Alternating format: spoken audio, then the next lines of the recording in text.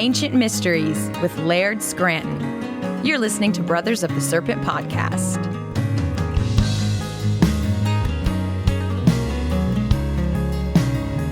Back to pyramids, folks. Finally back to pyramids. Yes. Welcome back, ladies and gentlemen, to Brothers of the Serpent podcast, coming to you not live from the 10 by 10 by 10 Tangent Cube of Science, nestled amongst the dusty bones of an ancient seabed high atop the Edwards Plateau. We have an excellent show for you today. This evening, we had Laird Scranton on. We're doing the time travel thing again. We had him on, but you will be listening to him in the future. Yeah, it's sort of an illustration of what we're talking about That's in right. the interview later, which already happened. And the Watcher was there for the interview, but he had to go. So it's just us. Just us here in the cube. Right. And we've started harvest, Yep. right? Got some grapes fermenting. Yeah, we picked, almost 700 pounds? Yeah.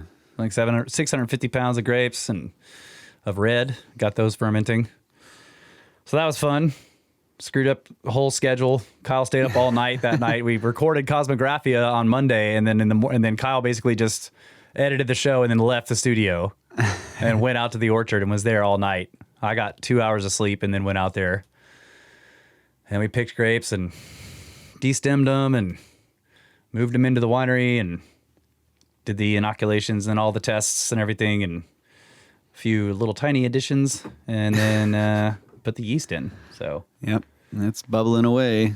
oh, is it? Yeah. I'm trying to warm it up too because It's too cold in there? It's pretty cold in there. Yeah. So usually when you have a huge vat of grapes, the problem is keeping them cold enough. But this Right. is 600 pounds of grapes. It's a lot, but it's not enough to, since we have them in the winery where we keep it at 50 degrees, it's actually a little too cold. But Yeah. if we pick a couple of tons, that probably won't have that problem, right? Yeah. It'll be able to get hot and insulated. So I covered it up in blankets and put some heat lamps on it. All right. I wrapped the freaking You wrap that giant tub in blankets? Yeah, I did. Give it a little sleeping bag. Yeah. And I took some pictures of the process and put them in the Discord if anyone wants to check it out. They're in there. You just got to join up the Discord, which you can find on the website. Yep. But let's go ahead and do Space Weather News from spaceweather.com. Solar Cycle 25 is coming to life. There is no longer any doubt. Solar Cycle 25 is coming to life. A new sunspot emerged on Monday, crackling with minor flares and adding to a string of new cycle active regions spreading across the face of the sun. Is solar minimum over? Also, the Perseid meteor shower. Earth is entering a stream of debris from giant comet 109P/Swift Tuttle. Source of the annual Perseid meteor shower. Forecasters expect the shower to peak about a week from now. As this composite image shows, a lot can happen between now and then. And they've got a picture here, which you can check out if you go to spaceweather.com. And it's a composite. This guy's been taking images of the same spot of the sky where you can see the radiant of all the meteors coming out. Yeah, that's real cool. So he says, here are 407 Perseid meteors I observed during 8 days leading up to the shower's peak in 2018. It took almost 2 years of work and 450 hours of post-processing to create this ensemble photo, and it was worth it. Wow. So the image summarizes 51 hours of observing from the Kolonica Observatory in Slovakia.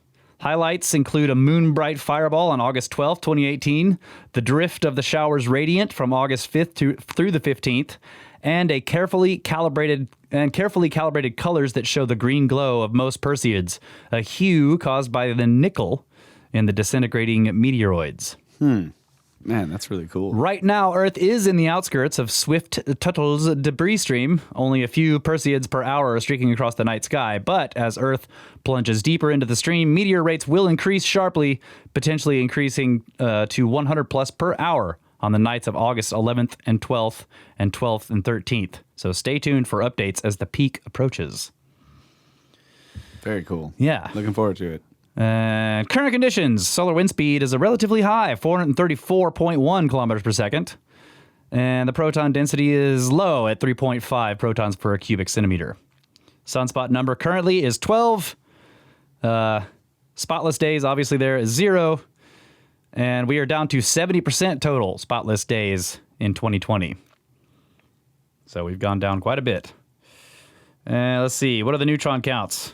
Today is 9.6% plus above the space age average, which is still rated as high in large red letters. Dangerous neutrons. So even though we've got more sunspots, we still have a high neutron count. So I wonder when that will start to drop. I wonder how many sunspots you have to have for that to start slowing down.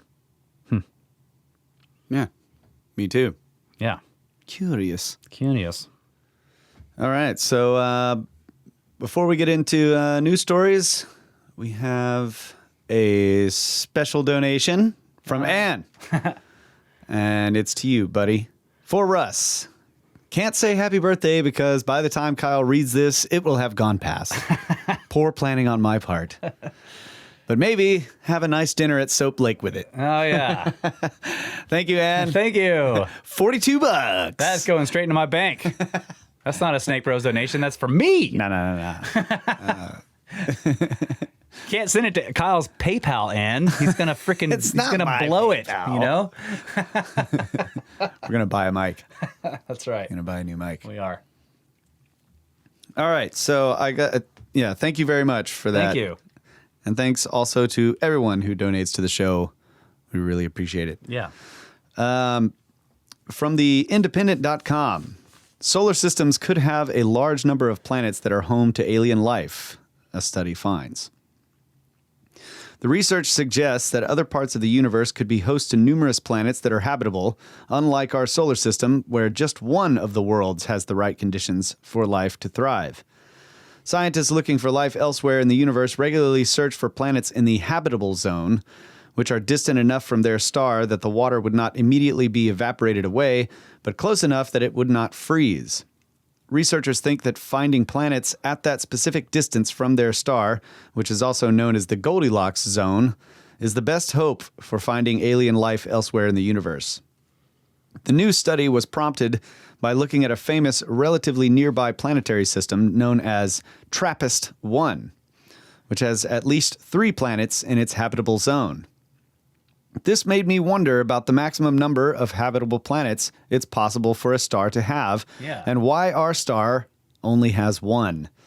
Astrobiologist Stephen Kane from UC Riverside, who led the study, published in the Astronomical Journal this week, said, "It didn't seem fair."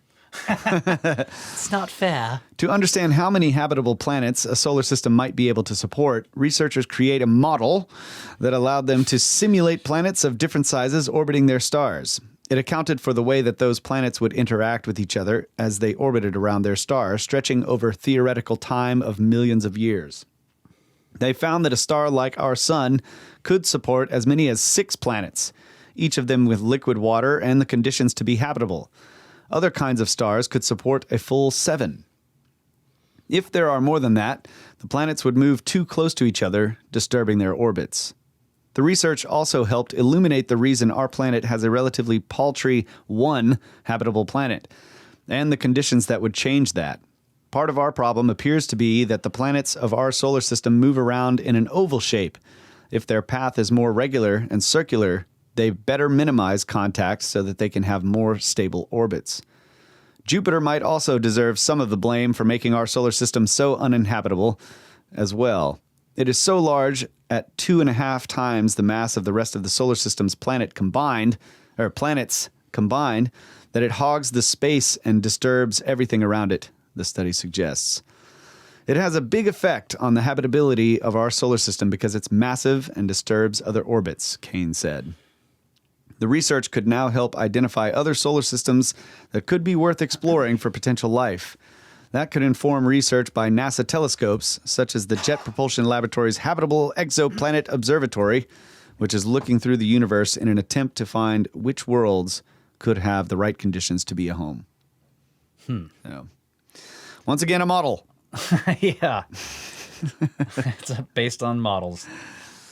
But yeah, it is weird that we only have 1 in the habitable zone. I think it also would be a function of what the atmosphere is made of, what the mass of the planet is. I mean, right? I mean, you could be farther from the sun, but if you had the right atmosphere and a massier planet, you might have a higher gravity, but you'd have enough of an air sheath to hold in heat. I don't know. Yeah, or if there's serious volcanism going on. Yeah, volcanism. Be pretty... I mean, Venus, has got constant cloud cover. If you put a planet like that out where Mars is, maybe it would be warm. It's right now, it's too freaking hot. But if it was out where Mars is, when Mars is like freezing, Mars is too cold. Would it cool after millions and millions of years? Yeah, but be habitable, basically. Yeah, maybe. Not according to their model, Russ. Right. Jupiter will not allow it. All right, so we got a bunch of listener communications here. This one's a comment on the website from the Contact Us page, which I've noticed people tend to go there if they want to say something not related to a particular show, which is not the intention of the page, but fine, it doesn't matter. You guys use it for what you want. It says, this is from Salcido Media. He says, hello, some of you may know me as Salcido Media on Discord. I just wanted to say I love the podcast and I really appreciate the warm welcome and awesome discussions I have participated on the Discord server. My only regret is that I am not in a position to donate to the podcast because I believe it deserves all of the support it can get. Thanks for providing such a great look into so many interesting topics. Thank you. Yeah, and I have seen you in the Discord. And no worries, buddy. Yeah. We put it out there for free. That's right. So don't feel bad. No, feel bad until you start giving us money. Hey, this is another comment from the website. Comment on episode 158, Hybridization in Humans. From TQ Batman. Says, there are times when something you hear cannot be unheard. Pimpanzee is one of these things. Thanks a bunch, LOL. Pimpanzee. I think about that every day now. But you said something that is probably why they call it chimpig, is because isn't it, you were noticing that the trend was that whatever was the male is the first name. So Pimpanzee implies that the pig was the male. That's right. And the chimpanzee was the female. That's all right. I mean, it could happen. Well, it seems much more likely, though, that it would be the chimp, be like, on the pig. I don't know. So maybe chimp pig is the right one, but I just like Pimpanzee. Or it could just be the chig. Yeah. But Pimpanzee is by far the best. I mean, come on. Yeah, the reciprocal cross is what you were talking about. Yeah. Okay. This one is it's called Sibs of the Snickens. We decided that Snickens are dragons, by the way, during the weekend. That's right. We were partying for my birthday, and Kyle was like, these are dragons. You realize that a Snicken is actually a dragon. Yes. The plumed serpent. That's right. And they were what was the word? Not synergistic. Or is it synergistic? The other one, heterotic? Heterotic. Yeah, they were huge. Yeah, that's right. The size was heterotic. That's right. Okay, this is from their Discord name is Breaks for Snakes. It said, I'll be quote unquote brief as you hear these things all the time. You two have, and quote unquote is actually in there. So I have to say that. It says, he actually puts it in as, I will be quote unquote, unquote, quote brief, quote unquote, as you hear these quote things, unquote, all the time. This is how he wrote it. You two have brought up so many mind-opening questions and alternative views on what's considered, quote, mainstream, unquote. I have had crippling headaches since the podcast has come into my life, but the brain expansion is worth the suffering. Ross and Keith, you are some of the coolest Pimpanzees broadcasting. It's Ross and Keith. I can't tell if we're being trolled. Probably being trolled. Thanks for all the hard work, he says. Deep dives and great tunes. Sincerely, Breaks for Snakes. Ross and Keith. Show names. Show names. There you go.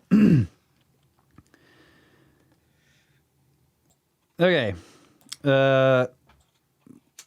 This one's from the Snake Stash. He says, Dear Snake Bros, latest episodes on evolution and hybridization have been fascinating. The last suggestion that we could be a hybrid between a chimpanzee and a pig, well, to quote an old saying for incredulity, in a pig's eye. According to Phrase Finder, the phrase in a pig's eye emerged in the USA in the 19th century. Surprisingly, this is about the same time that Darwin wrote Origin of Species, but the phrase was not used in the UK. Another weird phrase we used to use was, that'll be the day that pigs fly. The Wright brothers were obviously hybrids, out to prove that pigs can fly.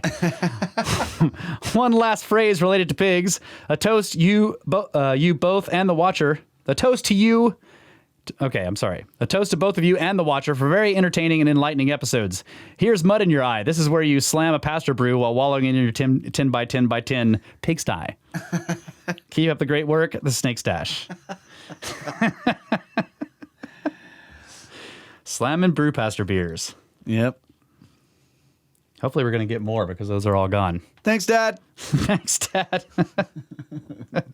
Oh, pigsty. Okay. This one. Oh, the other thing I thought about that, though, was the tusks. Or the tusks. The cutter teeth? cutter teeth, yeah. That come later after they mature. Yeah. In comparison to our wisdom teeth. Yeah. That show up and are too big and in the wrong place and they're trying to push everything out of the way. Right. Yeah, buddy. Yeah, and we talked a lot about the giants and what else did we talk about? About the some of the really, the oldest stories about the creation of humans in the ancient texts and how the first ones were called the Earthborn, and they were a mixture of Saturn's blood and Earth's soil. And they were called the Earthborn, and they were all giants, and they wouldn't follow the gods' commands, even though they were, it's just all kinds of really... Somebody in the Discord brought up Legion. Yeah, that's right. The demon the demon who was in, I don't know, a man that everybody was afraid of. He was put on that island, and they went over there. And then the demons begged to be thrown into the pigs. Yes. Yeah. Jesus is like, yeah, man, get in the pigs. Yeah. And the pigs all run off the cliff. Right. Weird story. Legion. Yep. Yeah. He knew. He's like, put me in the pigs. Sure, you'll fit in there. Familiar. Yeah. That's weird. Yeah, it is strange. And then, of course, the traditions of not eating pigs in various religions. And yeah, they never had bacon. Yeah. You're saying that if they didn't known about bacon, they would have been like, screw that rule.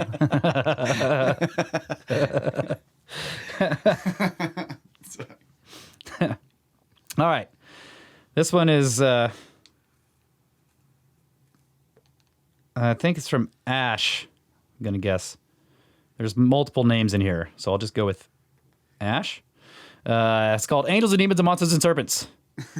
Says, Snake Bros and the Watcher, thanks so much for helping to continue my education into the various mysteries of the ancient world and the geological, metaphysical, and cosmological unknowns. I had always known there were elements of history that didn't add up, and as a student of history, self-taught, I knew that something was wrong with the way information filters down to the mainstream. Since first discovering Graham Hancock, Randall Carlson, the late, great John Anthony West, and others, my paradigm has shifted entirely. You have given perspective to the various issues that have bugged me about Egypt and the New World and space, etc. For that, I cannot thank you enough, but I would also like to thank you both on a personal level. You guys have single-handedly given me hours of material to pour through and expand my consciousness, and you mingle learning with comedy and music seamlessly, not to mention the odd pop culture reference here or there. You guys quickly became my favorite podcast to listen to. I have a question, though. When, in the name of sweet snakes, are you going to have Graham Hancock come on the show? This needs to happen. Once again, though, thanks for everything, for introducing me to people such as the brilliant Dr. Martin Sweatman, the Grimerica guys, and a host of other reading materials, scientific papers, and various mysteries. Thanks for the time you guys put into this. All my very best to the Snake Fam, the Grand Watcher, and all the other regular contributors, etc. Stay cold-blooded. Snacks! P.S. I have seen a comet fragment over the southeast of England every night for 8 days. Is this down to the Perseids? Probably. I think so, yeah. Yep. Comet fragments. That's great. Yeah, I like that. Yeah. That's a good one. Well, you're welcome, buddy. Yeah. And thank you for writing in. Yeah, and we do want to get Graham on the show. That's just we're working on it. It'll happen. Okay, one more here. This is the longest one I'll be reading this week. This is another one from Marty, who goes by Overkill in the Discord. And this is about the topic of UFOs. He says, Dear Snake Bros, in episode 158, you read a report from Popular Mechanics based on a recent New York Times article that contained surprising admissions by the U.S. Office of Naval Intelligence regarding UFOs.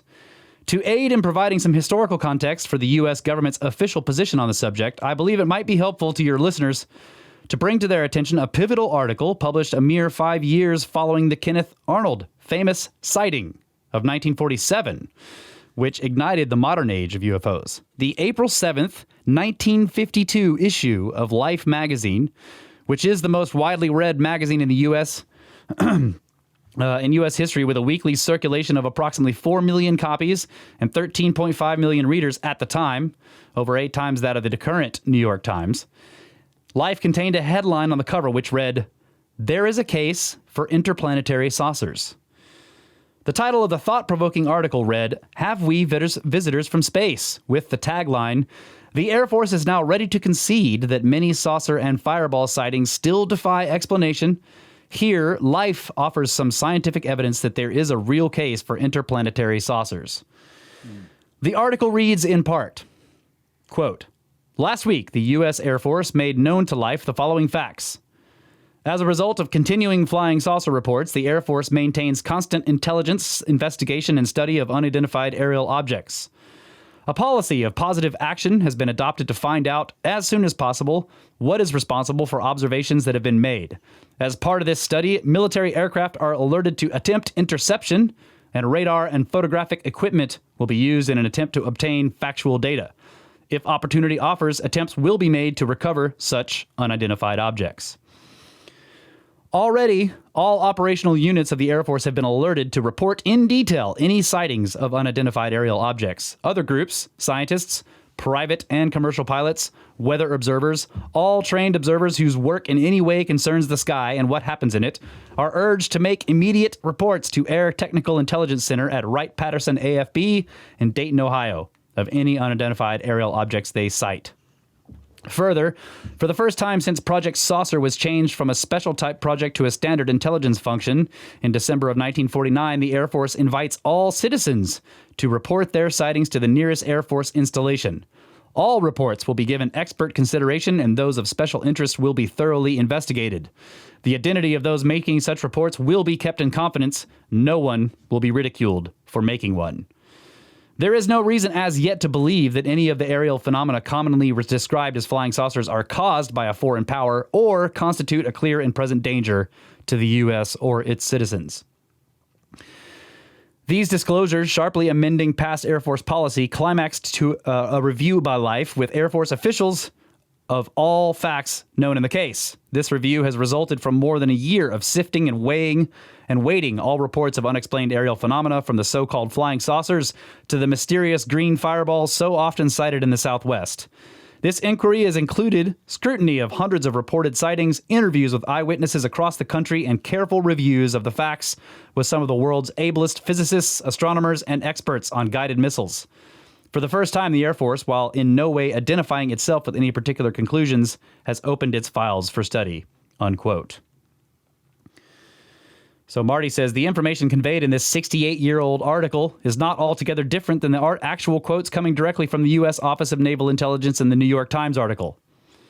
Note that the references to recovered objects and materials quoted in the recent article are coming from subcontractors and individuals currently outside of the government. This parallels similar statements included in the 1952 article, such as, quote, "The rank of science has taken the saucers far more seriously than the file of laymen, And after 5 years of close watch on all reports, a number of scientists were ready with some conclusions. One of these was Dr. Walter Riedel, once chief designer and research director at the German Rocket Center in Peenemünde. I don't know how to say it. Now engaged in secret work for the U.S., Dr. Riedel has never seen a saucer himself, but for several years he has kept records of saucer sightings all over the world. He told Life, "I am completely convinced that they have an out-of-world basis." Dr. Riedel's arguments are reinforced by those of Dr. Maurice A. Biot, one of the leading aerodynamicists in the U.S. and a prominent mathematical physicist. Reviewing the evidence presented here, Dr. Biot said, "The least improbable explanation is that these things are artificial and controlled. My opinion for some time has been that they have an extraterrestrial origin," unquote. The lengthy 10-page article goes on to describe 10 significantly perplexing cases with corresponding evaluations that conclude more questions than answers. Before we become overly optimistic over the prospects of full disclosure, we should pay particular attention to the sentiment conveyed in the final paragraphs of the 1952 article, which culminate with the following paradoxical statement. Quote, "There, at least, is a plausible explanation of the disk shape, but the real depths of the saucer mystery bemuse penetration as the night sky swallows up a flashlight beam. What of the other shapes? Why do the things make no sound? How to explain their eerie luminosity? What power urges them at such terrible speeds through the sky? Who or what is aboard? Where do they come from? Why are they here? What are the intentions of the beings who control them?" Before these awesome questions, science and mankind can yet only halt in wonder. Answers may come in a generation or tomorrow. Somewhere in the dark skies, there may be those who know, unquote. So Marty says, so does the current state of affairs truly represent the dawn of disclosure, or is it simply a revisiting of the same precipice and false hope for answers of the past? Only time will tell. I hope your listeners find this retrospective enlightening. Your Serpent brother in the valley, Marty. Man, that was awesome. Yeah. Holy crap. That totally changes the way I'm looking at it for sure. Yeah. Oh, and he says, P.S. Snacks! Yes, of course. Of course. Man. Yep. Excellent yeah, we were context. We were wondering about this. Like, is this legit, or is this like another psyop or something? Yeah. You know. Yep. And I think it's weird that in that article how they're saying no one will be ridiculed. Right, and then they totally were. But maybe not by the Air Force, but yeah, the well, Air Force I mean, just kept quiet about it. Yeah, well, I mean, at least in a couple of the cases I know about from Blue Book, the officers directly involved in Blue Book set out to demean the people who were making the reports for some reason. I'm not sure why that happened, but yeah, the same kind of thing is said, you know, like they tell pilots, commercial pilots, like, you know, make your reports, you'll be anonymous. But commercial pilots know better than that, because the most likely thing to happen is they'll judge you unfit for flight because you're seeing things in the sky that aren't there. Yeah. Right? This kind of stuff annoys me. Okay, so in conjunction with that excellent email with that 1952 article from Life, I wanted to read, this is another article that Marty sent me the link to. This is another New York Times article. The title is, "Do we believe in UFOs? That's the wrong question." Reporting on the Pentagon program that's investigating unidentified flying objects is not about belief. It is about a vigilant search for facts. We were part of the New York Times team with the Washington correspondent Helen Cooper that broke the story of the Pentagon's long secret unit investigating unidentified flying objects, the Advanced Aerospace Threat Identification Program, in December 2017. Since then, we have reported on Navy pilots' close encounters with UFOs, and last week on the current revamped program, the Unidentified Aerial Phenomenon Task Force, and its official briefings, ongoing for more than a decade for intelligence officials, aerospace executives, and congressional staff on reported UFO crashes and retrieved materials. We're often asked by well-meaning associates and readers, do you believe in UFOs? The question sets us aback as being inappropriately personal.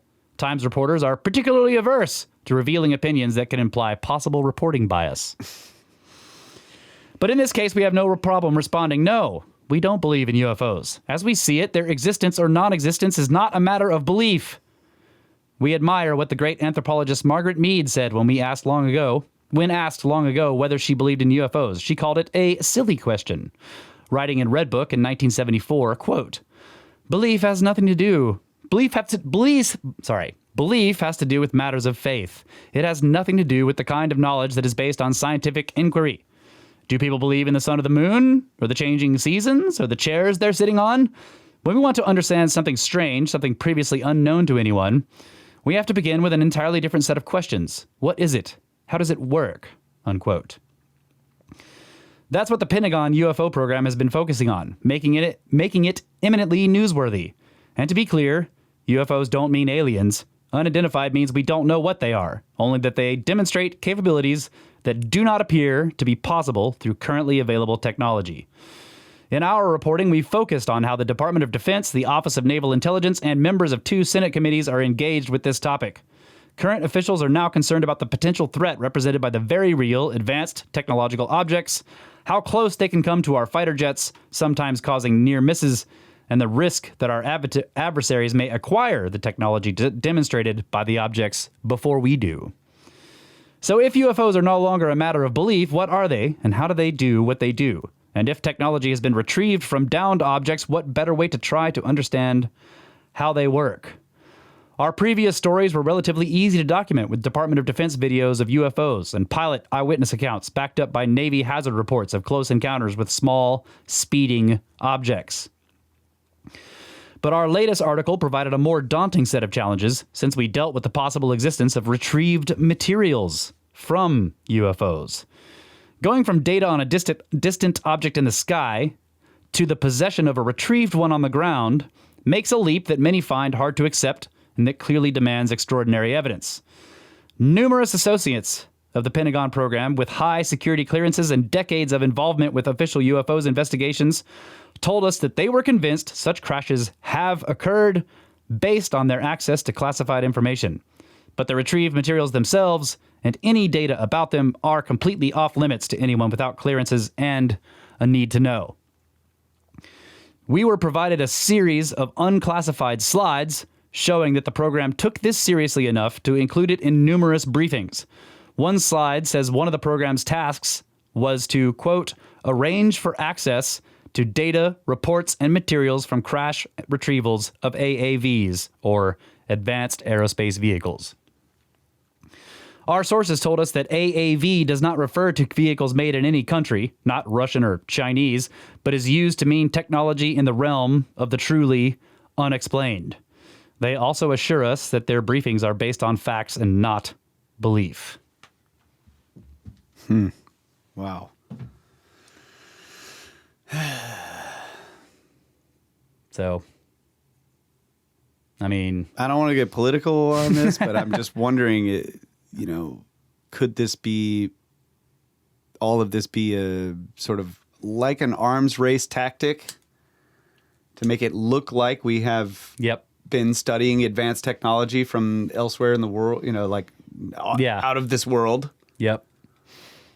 Yeah, I really want it to be disclosure about crash UFOs, but I'm just like, I can't totally buy that. Yeah. So, I'm not sure what to think about it Spoken yet. like a true scriptar. Yeah, totally. I can't, I just, Yeah, I mean, I would love for it to be actual UFOs, man. I would love for it to be real. I don't know. It's there's too much spook crap going on, and it's all of this stuff seems kind of timed, and I just don't know. I don't know. I've had conversations with the people about this. We've talked about it a lot on the Discord. I don't know what to think about it yet. It does seem like a repeat of past stuff, especially after reading excerpts from that 1952 thing from Life. Now they just have typical military acronyms for them instead of calling them flying saucers. Yeah. I just don't know what to think about it. Don't know. Going to remain that way. Yeah. Until I fly in one. Right. And even then, you still probably won't know. Where did this come from?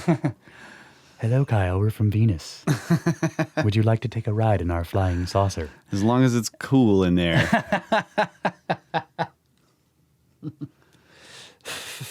All right. Before we get into this interview, just want to let you guys know that there are some times in there where the connection was a little shoddy. Yeah. So be prepared for that. But otherwise, it's pretty well understandable. And yeah, looking forward to it. Yep. There we go. All right. Here's our interview with Laird. Hope you guys enjoy it.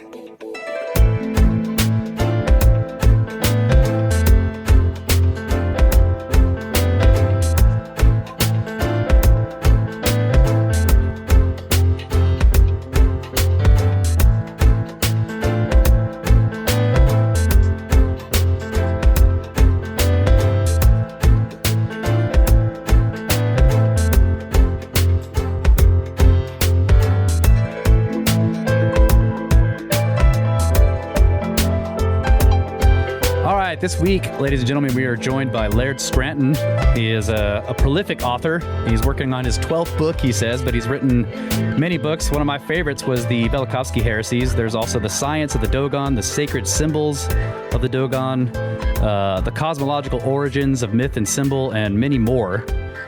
Laird, thank you so much for being on the show. We're glad to have you here. Hey, yeah, I'm very glad to be invited on. It's always a pleasure to talk about these interesting subjects, you know. Yes, it is. This is like basically this is right up our alley. This is pretty much what we spend all of our time talking about on this show is ancient mysteries. I've heard many of your interviews. I've read quite a few of your books. Not all of them, sadly. I apologize for that. I'll get on that.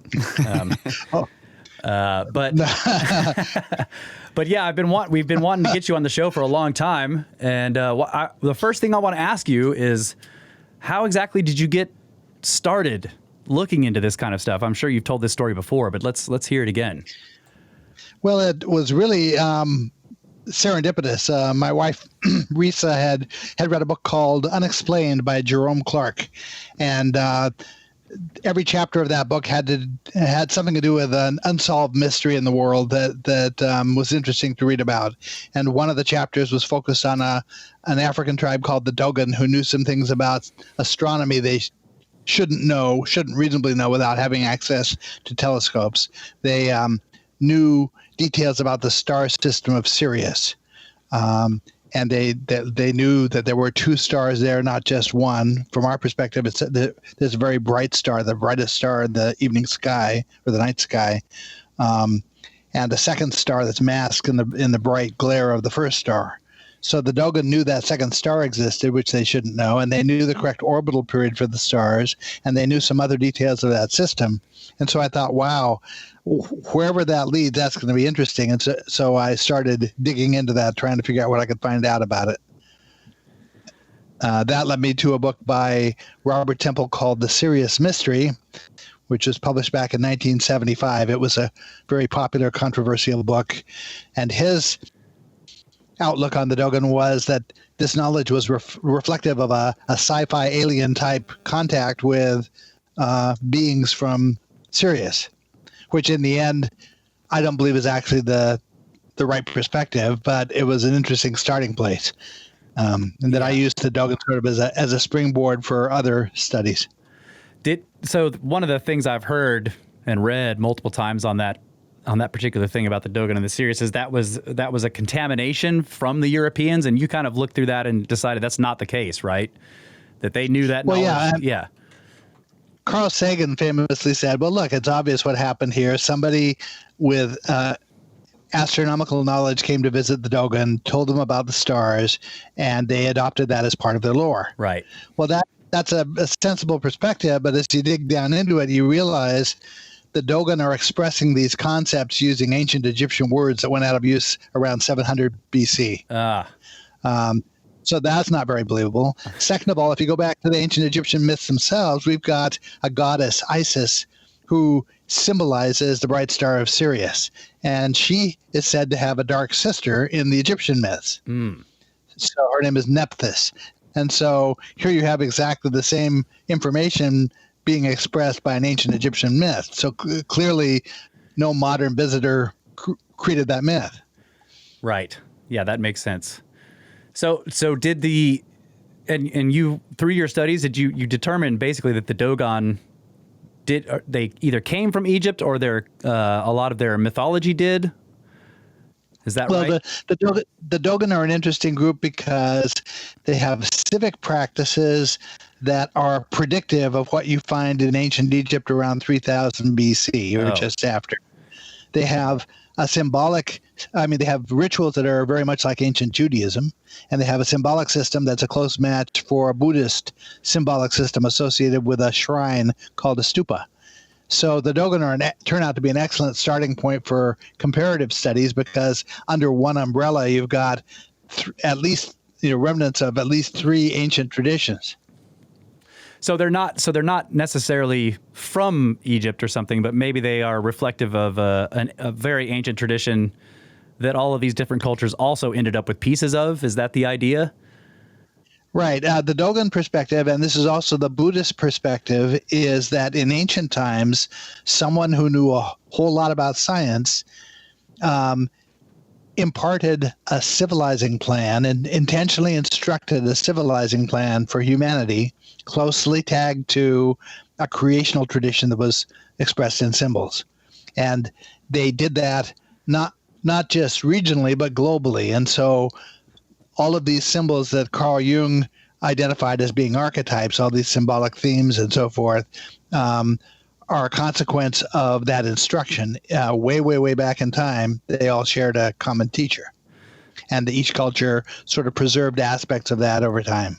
2 of the cultures that, from my point of view, did the best job of preserving the instruction are the Dogon and the Buddhists. And so I can use those 2 along with other traditions like ancient Egyptian tradition, the Kabbalist tradition, and a number of others to sort of cross-check each other and triangulate in on original meanings. Anything they all understand the same way is likely to have been part of the original instruction. Yeah. So this is like the idea of the civilizer gods. Like I think that's what Graham Hancock refers to them as, like the Viracocha, Oannes. Is that what you're talking about? That these beings... that's the way it expresses itself in some cultures. The Dogon had the presence of mind to ask their teachers, "Are you God?" Right. And their teacher said, "No, we're not God. If it helps you to think of us as agents of God, that's fine, but we're not God." So now, from the outset, you have a situation here that academic researchers can't sign on to because there are no credible candidates for who could have provided that instruction in ancient time. Anywhere you go with that goes to a place that a traditional academic can't go. Right. And so these are skewed lines that are not going to connect. It's a fool's mission to try to get academic consensus or approval for any of the things that I write about. Well, that doesn't bother you, though, does it? No, not really. I mean, I've had articles published in academic journals. I've had articles in Temple University's Encyclopedia of African Religion. I actually have an article in the Encyclopedia Britannica. Oh. So not like I haven't crossed over into academic territory, but it's not my mission to convince some academic that they ought to look at things my way. Right. Well, I think that's a good way to approach it because you can just spend your whole life tearing your hair out if you. If I had it, yes. Yeah. So we're fascinated with the concept. You're right. They're not gods, but the idea of these civilizing influences that happened in almost unimaginable antiquity, the Viracocha story, the Greeks called, this Oannes person that seemed to come out of the water and teach them and then go back into the water. All of these stories, and it's similar to what you talk about with the Dogon and their civilizer, but there's more details in that story, specifically the part about how these beings seem to decide that maybe they were dangerous to humans or even just anything here. Maybe they weren't material or something, or they were energy made material, and somehow their influence was dangerous. So they took some acolytes or students and sort of set them apart and taught them that way, and then sent those people out to teach. Isn't that what you came up with? The story, the idea? Right. Okay. We have 2 matching or very closely matching symbolic systems given in different languages, one by the Buddhist, one by the Dogon. Both are documentedly ancient. And they have each managed to preserve the details of their tradition down to the modern day. So a modern authority on Buddhist symbolism is going to be substantially in agreement with a modern authority on the Dogon symbolism. Now, the Buddhists say, by the way, the most sacred of these symbols we were given by a non-human source. It was gifted to humanity by a non-human source. The Dogons say not only was it non-human, it was originally non-material. Right. So now that puts a person like me in a sort of a hard bind, because where do I go with that? There are really only two stances I can take. One is to say, to postulate that they both managed to keep all the intimate details of this complicated symbolism straight for thousands of years, and then somehow misremembered in matching ways who they got it from. Right. Or I can presume that they managed to keep that last detail straight also, in which case I have to allow the possibility of non-human influence. Yes. So the Dogons say that they're non-human, they're originally non-material teachers, were able to take action in materially, let's say that. They were able to take action materially, in other words, be here and actually perform instruction. But they were concerned about what the bad effects would be on us from being around them. So that's very similar to the stories you hear about Moses on the mountain in the Old Testament. The Israelites are cautioned to keep back from the mountain because of the potentially bad effects that are going to accrue to them if they get too close. Right. And it even says that when he comes back down the second time, his face was luminous or something, and he had to veil himself from the influence. Right. Yeah. Okay, so that was the concern on the part of the teachers, and so the solution to that was to select 8 initiate students or ancestor students from a culture, sequester them someplace distant from where they lived, instruct them in the civilizing plan and symbolic tradition, and then return them to teach everybody else. And that limited the exposure to the 8 original students. Now that's a paradigm, one of Jung's archetype paradigms that plays out all over the world, that you have cultures all over the world with some version of mythical ancestors or mythical emperors, mythical gods, whatever, who were the bringers of civilizing skills. So at least we have confirmation around the world for the idea that that's how things played out. Yeah, it reminds me of the story of Manu, the Buddhist or Hindu, I can't remember which one it is, their flood story, that he was told not only to take the animals and everything and the seeds onto the ship, but also the 7 sages. So and then there's also in India the concept of the 9 unknown men that hold knowledge for the next civilization and things like that. And I'm just wondering if you think those are connected, like these people are the Apkallu, the sages.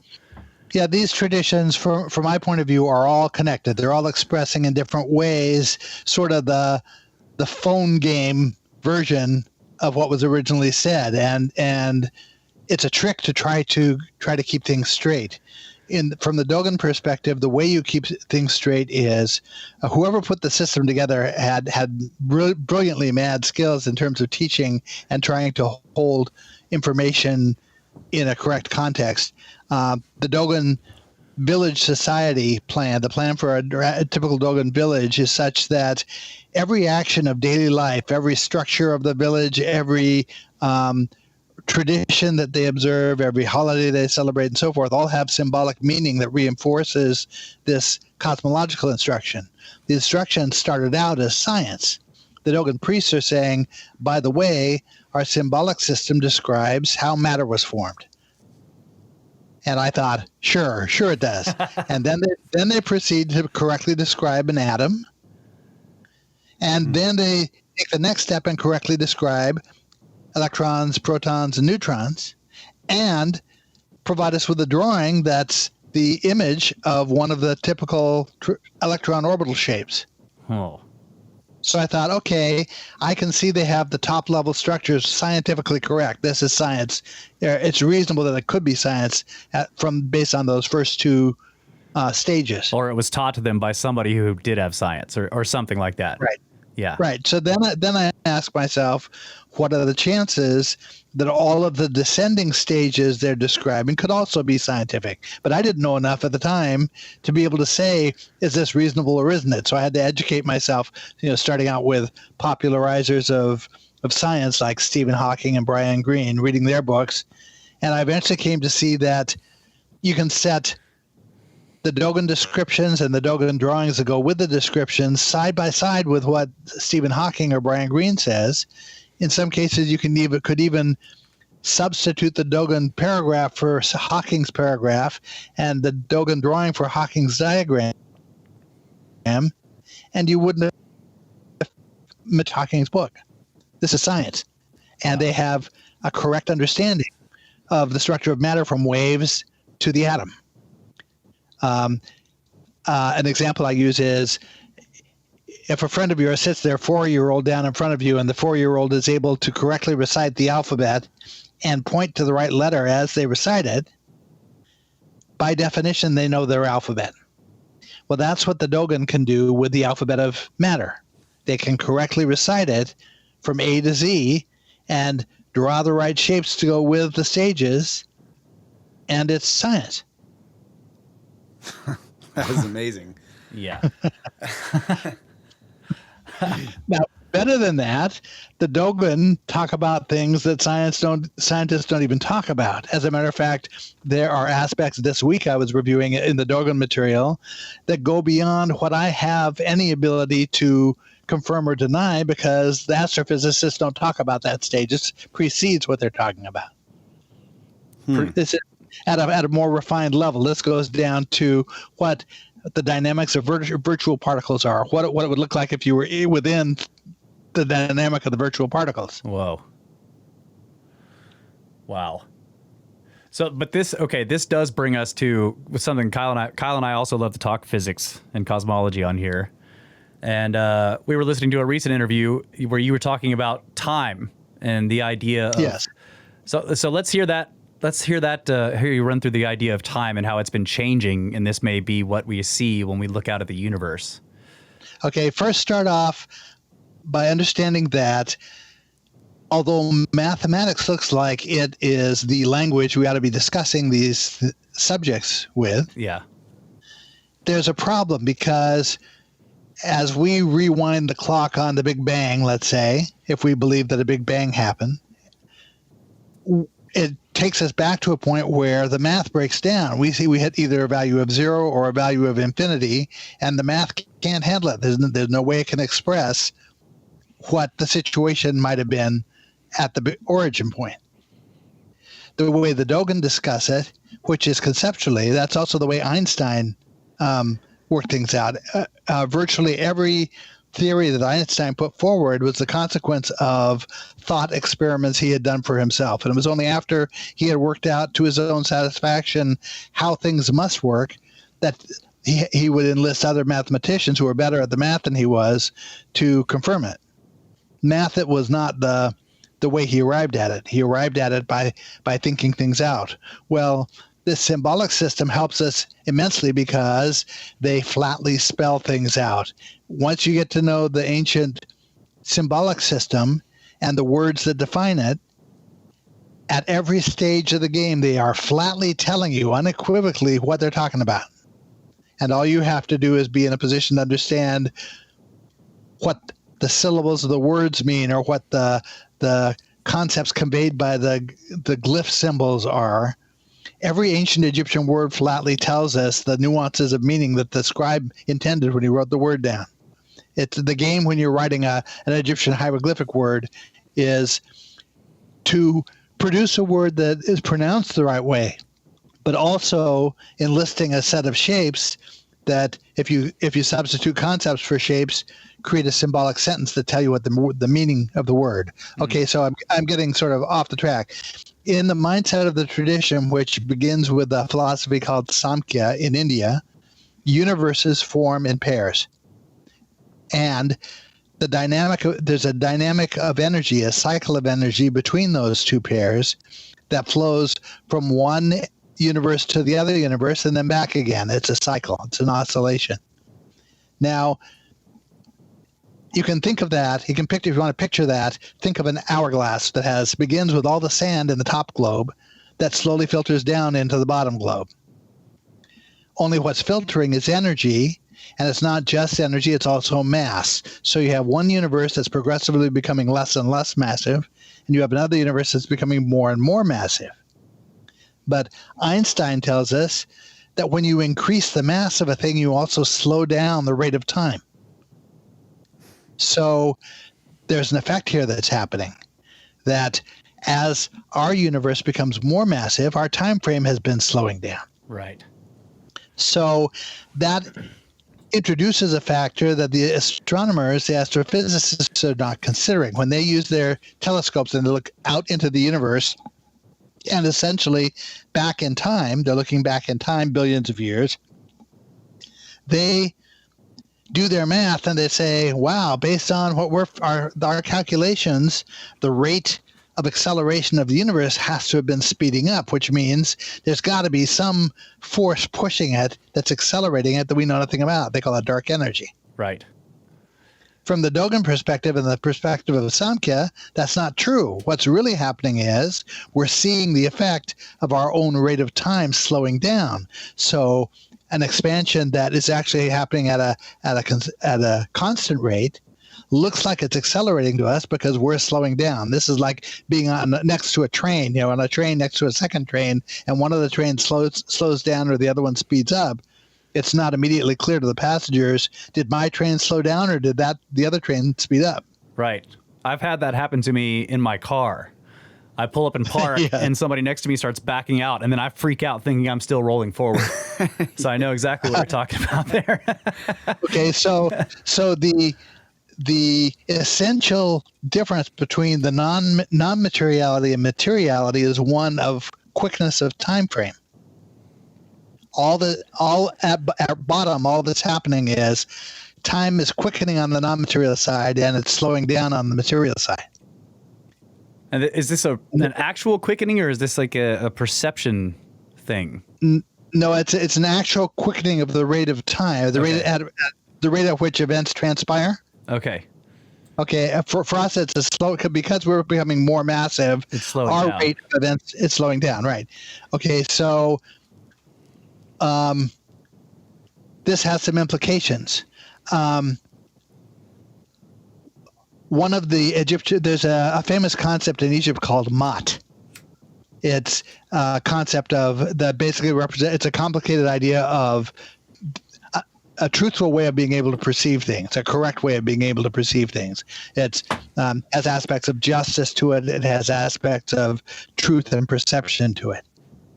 But the glyphs of the word Ma, which is the root word of Mat, read, see if I got this straight, perception is the foundation of measure.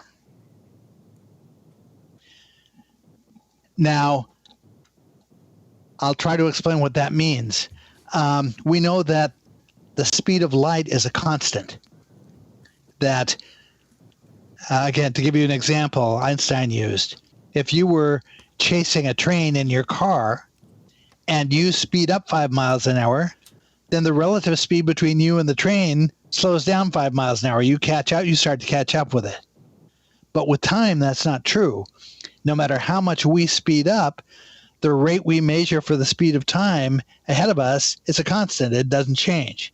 And the only way that can happen is if time slows as acceleration or mass increases. Acceleration and mass are indistinguishable from each other in terms of effect. So if you had a beam of light and you shone it for a second, the light would travel 186,000 miles. However, if time frame is slowing down, okay, speed is distance divided by time. Right. Okay, so if we were able to somehow shorten the length of a second by quickening time, the only way the speed of time, the rate of time, could remain constant is if the distance it travels also shortened. The speed of light, you mean? Sorry, of light, right. Yeah. The only way the speed of light could remain the same is if the distance that the beam of light traveled shortened correspondingly to the quickening of the second. Right. Shorter second results in. Okay. Yeah, I got it. A quicker second results in a shorter beam of light. Yeah. Okay, so if the effect materially is that our rate of time is slowing down, all the beams of light are lengthening. That's why it looks like the universe is expanding when we look out far away. When in fact it's not. And we can demonstrate that it's not expanding at all because there are domains in there that behave according to how it actually is, not according to how we perceive it. That's the domain where quantum entanglement happens. And we're all confused because why does it look like these two electrons that we think are 100 miles apart from each other are behaving like they're the same electron? There's no distance. Well, I told you I'm located 3 hours north of New York City. If it took me no time to get from here to New York City, then effectively there's no distance between me and New York City. It's like what we're doing right now over the internet. Effectively, the communication happens so quickly that effectively there's no distance. Right. Well, that's what's happening with the universe in reverse. That as we slow time down, it's as if someone came in the middle of the night and took all of our yardsticks and shortened them. Suddenly, what we used to measure as 100 yards now measures 125 yards. And there's no way for us to tell that the distance isn't 125 yards because everything has been proportioned. Yeah, because perception is the fundamental of measurement, foundation of measurement. Yeah. Right. Okay. Right. Yeah, so this is a lot like you were talking about the train situation, and a lot of physicists use the idea of acceleration or motion. It's all relative. So if you were out in the void of space and there was nothing nearby to measure, you wouldn't know if you were traveling, if you were moving or not. But if you see another object approaching you, you can't tell if you're approaching it or it is approaching you. Well, you remember the guy who jumped out of he went up to the edge of the atmosphere and Baumgarten. Yeah. Right. Okay. Well, for the first portion of his fall, he had no sense of falling because he had nothing to compare to relate to. It wasn't until he hit the enough atmosphere that he could feel the wind of it that he realized he was falling. Right. He's like, guys, this isn't working. Man, that's really fascinating. So then fundamentally all that's happening is rate of time is slowing, or in reverse, it's quickening. When we look back at the origin of the Big Bang from our perspective, what we're looking at is a domain in which time ran ultra quickly. So it looks to us like it comes down to a point. Yes. But it doesn't. They've done measuring of quantum effects, of entanglement effects. They take two electrons and measured the interactions between them entangled and compared that to the measure of them unentangled and realized that they occur 10,000 times more quickly than unentangled. All that's happening is that time has quickened by a factor of 10,000. Now, another example that shows us that this is true, in the same period of time that the universe doubled in volume, the ratio of mass to energy also doubled. There's a one-to-one correspondence between the translation of energy to mass and our perception of the expansion of space. Wow.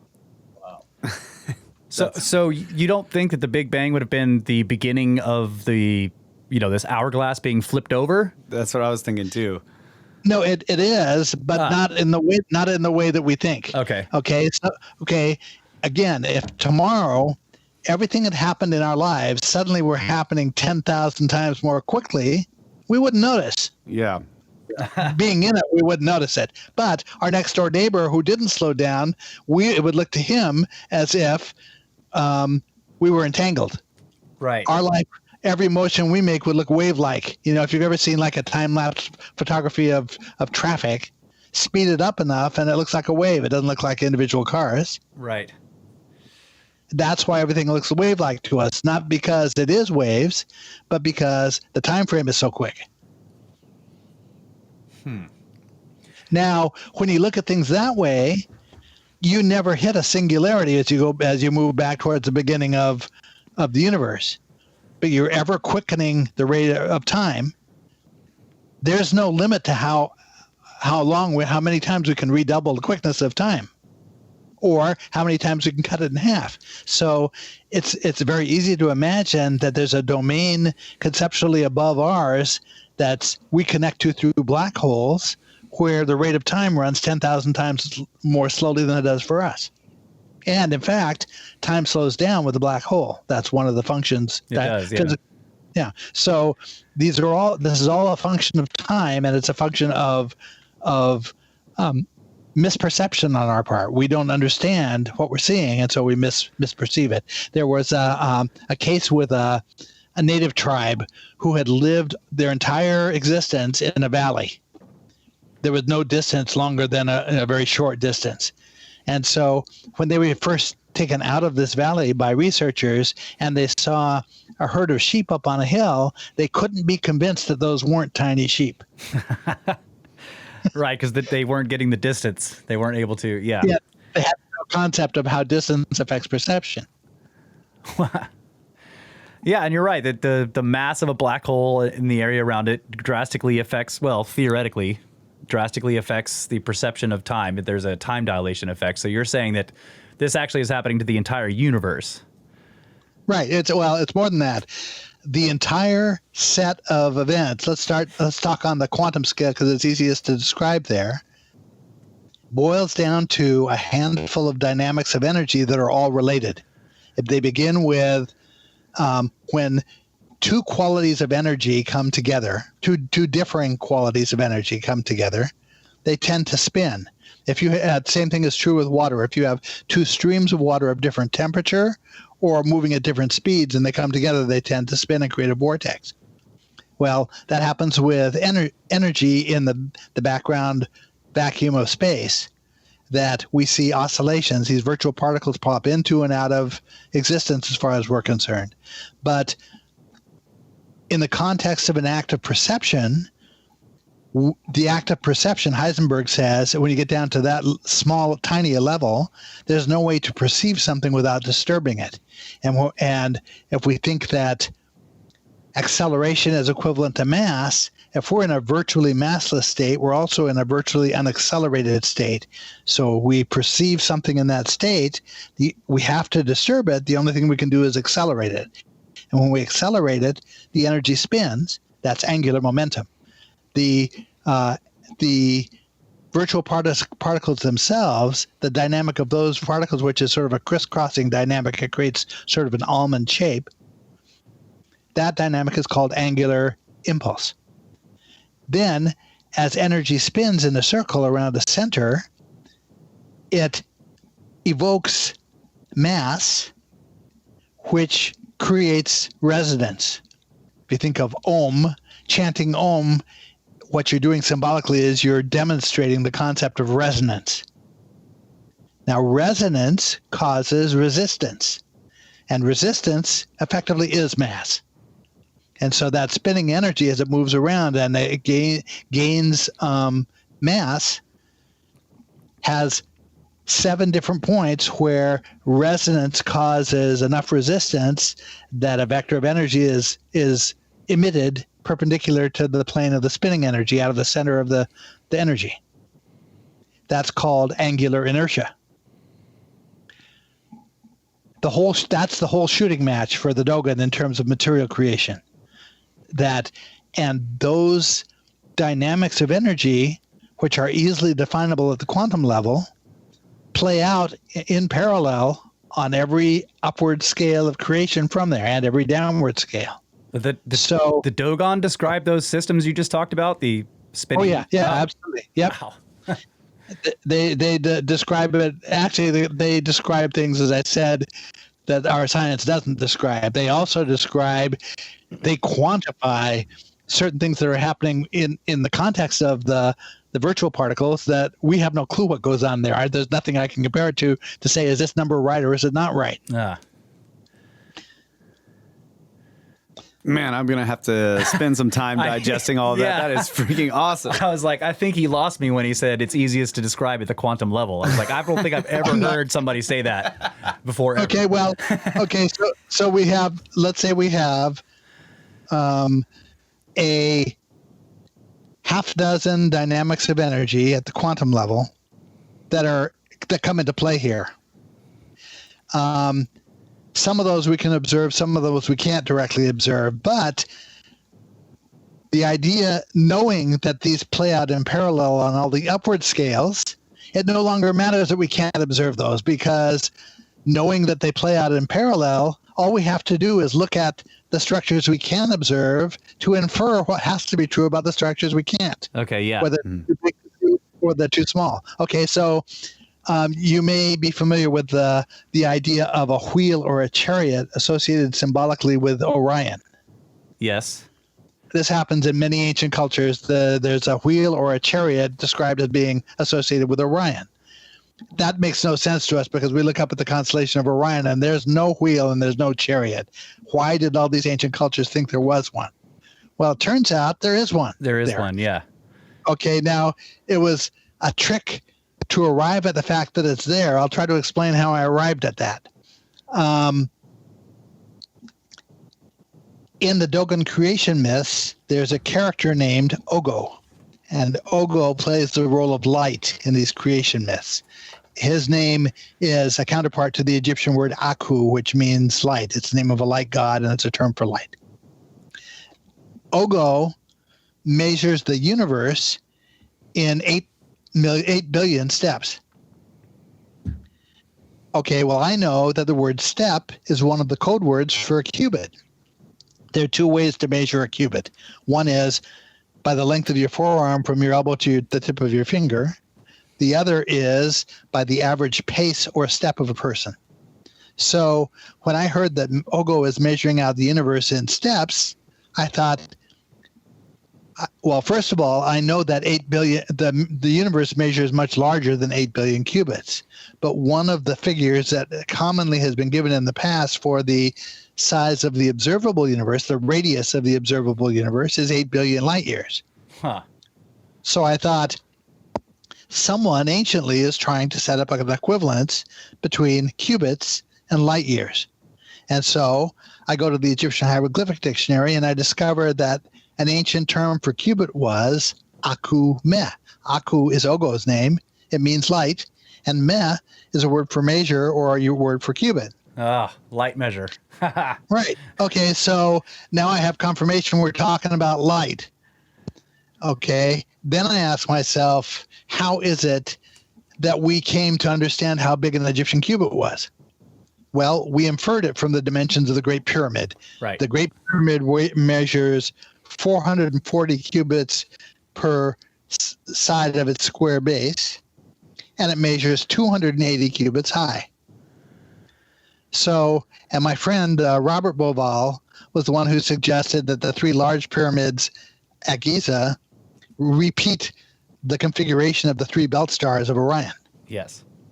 Although he didn't offer a rationale for why that might be, he made the observation that it was.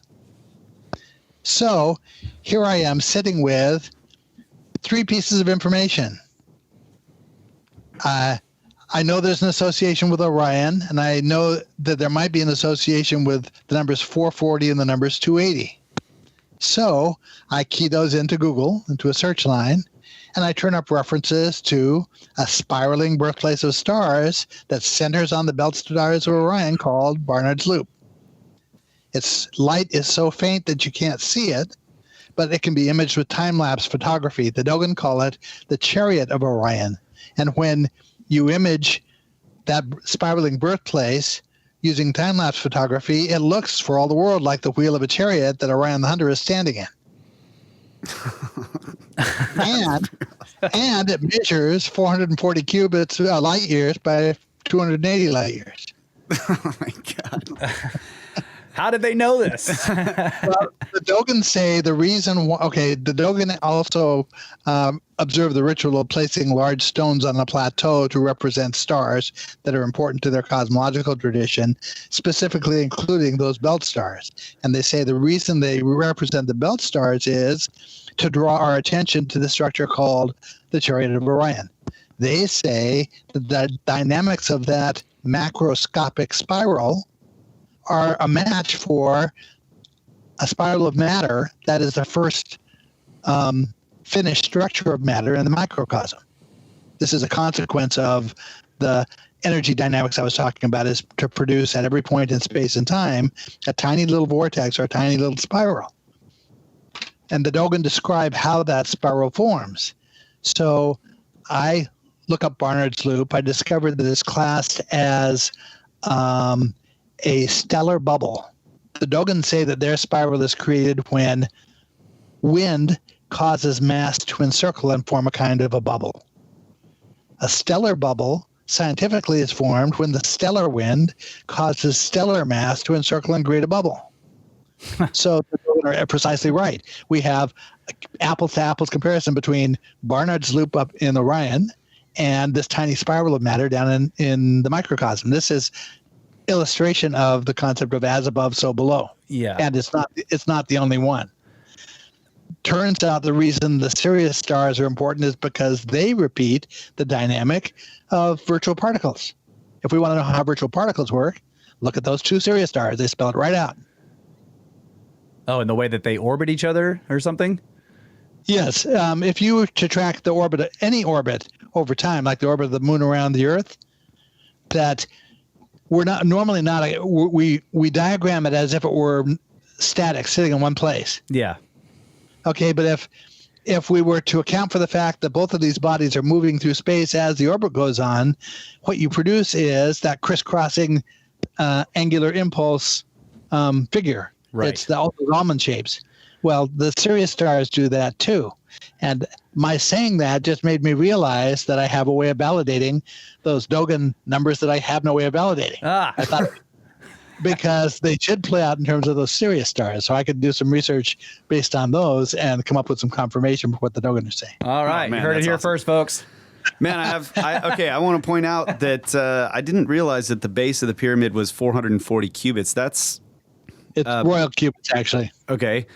Do you think that this has any connection to A440 in sound and music? Why we have this? You need to check out a book by a very good friend of mine named Ed Nightingale. It's called The Giza Template. He spent the better part of 20 years. He's a master woodcarver with engineering skills, and he spent 20 years essentially reverse engineering the plan of the Giza Plateau. And he explains, how can I say this? The plan that he evokes begins with the frequencies of musical notes, this musical scale. Okay, yeah. So I think we're going to be hanging out with him later this year. Well, he's a good guy. Absolutely talk to him. Okay, cool. He insights that no one else has into how these things work and how they relate to rotations of constellations and major structures up in the macrocosm above us. That's awesome. Excellent. Okay, so now that we understand that the dynamics that we can observe are parallel to the dynamics we can't observe, then the only trick is trying to line up which structures correspond to each other. Right. Another thing, you keep talking about this almond shape, and I'm wondering, in my head, I'm thinking of the Vesica Pisces. Yeah. Exactly the same thing. When the Buddhist system begins, the first exercise they teach an initiate is some geometry that's used to align a Buddhist stupa shrine. And they make them memorize it so they understand how to use it. I can explain to you what it is. It begins with placing a stick vertically in a field, an empty field, and then measuring out a radius from that using 10 steps, 10 paces, and drawing a circle around that stick with a radius of 10 cubits, basically. that creates the structure of a sundial. From that, you could measure the hours of a day during the daytime because the sun shines and creates a shadow casts the shadow of the stick out around the circle of basically the clock face. Right. Okay, now the next thing they do is mark the two longest shadows of the day, first thing in the morning and last thing at night, where the shadow of the stick intersects that circle. Right. And those 2 points, because the sun rises in the east and sets in the west, those 2 points automatically define an east-west aligned line.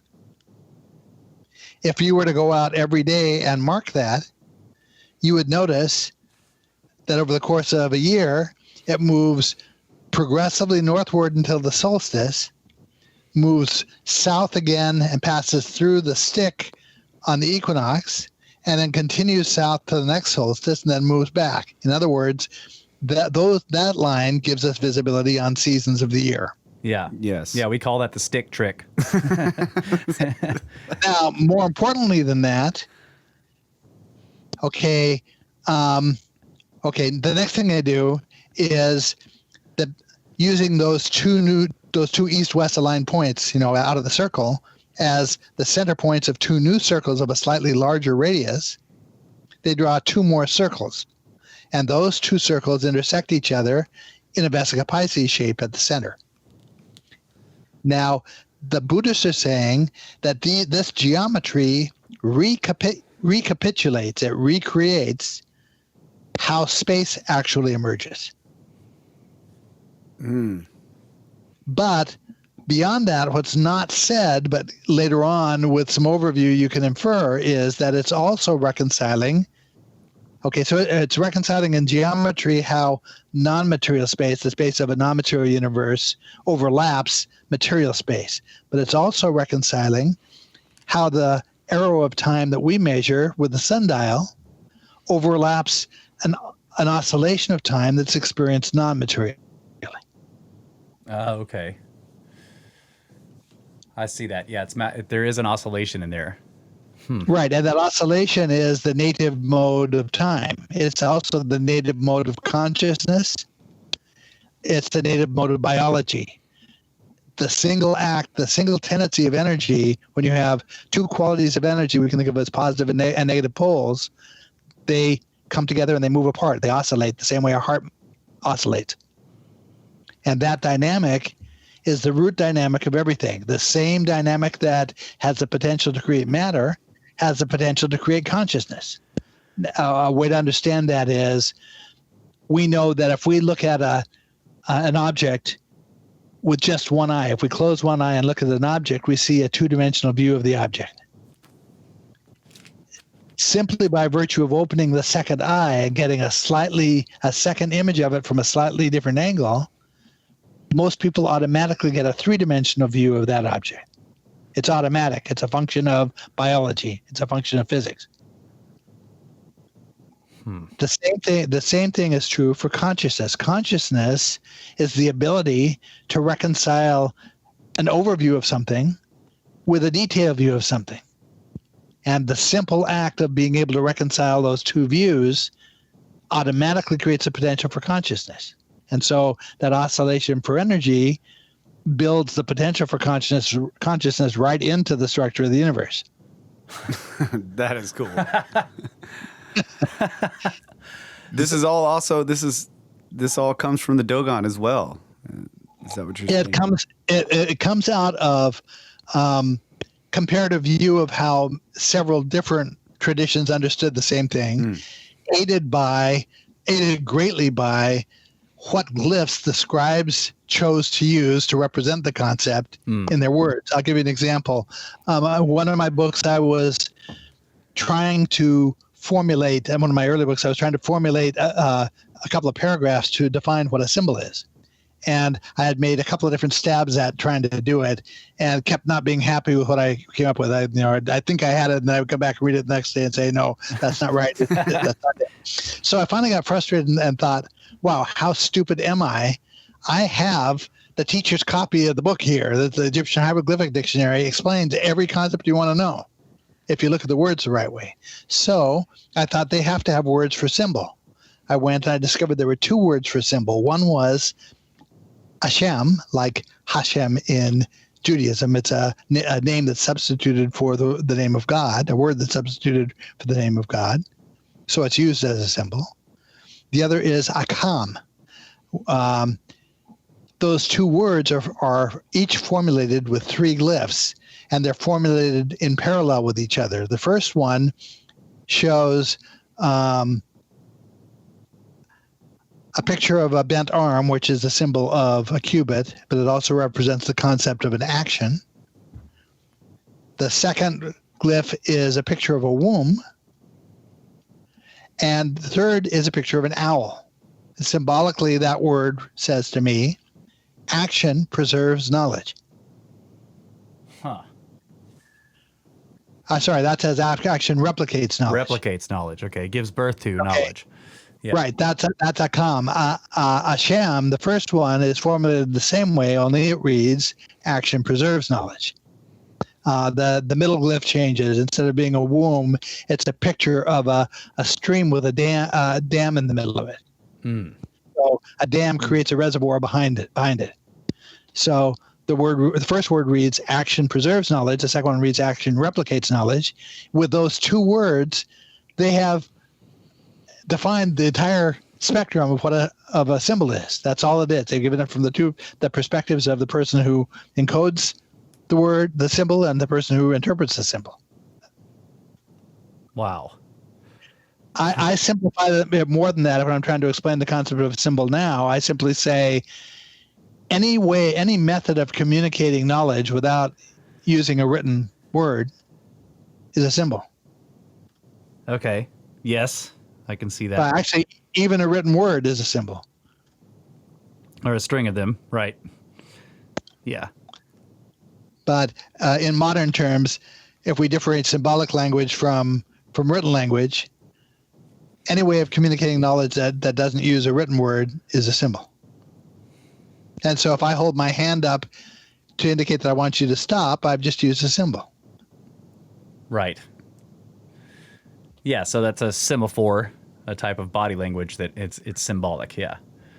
Okay, another example of how the words work. If I had perfect knowledge in trying to scope out these Egyptian words, I would have started with this word.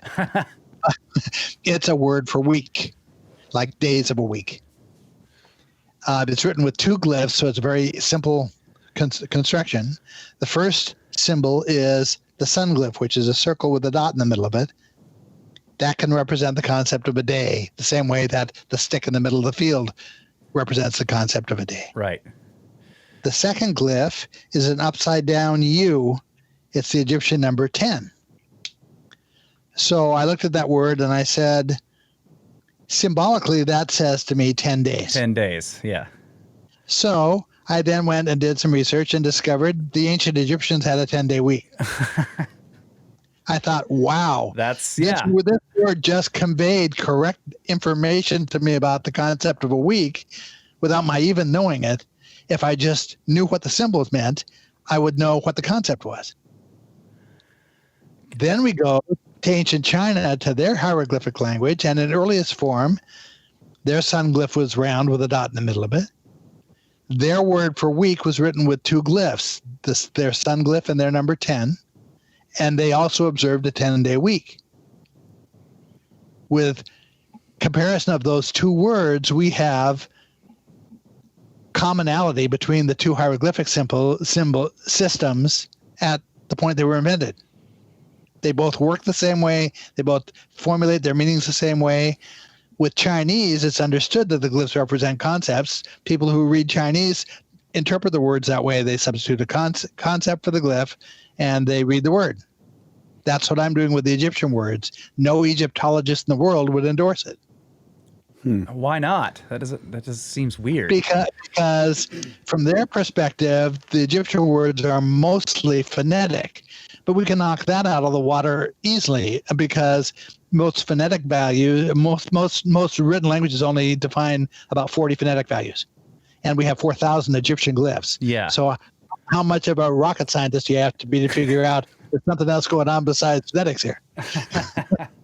Why do you need 100 glyphs to represent each phonetic value? Right. You don't. So I want to go back to the Egyptian words for symbol, and maybe I missed this, but I'm thinking of it. So the owl represents knowledge. Yeah, most people, if you stop them on the street and say, "Tell me what you think an owl symbolizes," most people will say, "Well, it represents knowledge." Yeah, or wisdom or something. Yeah. And I'll say to them, that is symbolism that you're aware of that was encoded 5,000 years ago. Chances are you've never studied it, and yet you retained the meaning of it. Right. So the word that's how capable and tenacious, how capable the teachers were who put the system together, and how tenacious the mnemonics are that they developed. Yeah. So tenacious that 5,000 years later, a person who never studied the system knows it. Yeah. So going back to those two words, you have the measure and the womb. So like measuring births knowledge, and then you have the dam. So measuring accumulates knowledge in a way, right? Yeah. That's what you're saying. I'm saying action preserves knowledge is the dam. Yeah. Action replicates knowledge is the womb. Okay. Yeah, because the arm is both measure for a cubit, but also action. Yeah, and it's really similar. Right. It's really similar to that fundamental that you were saying. Right.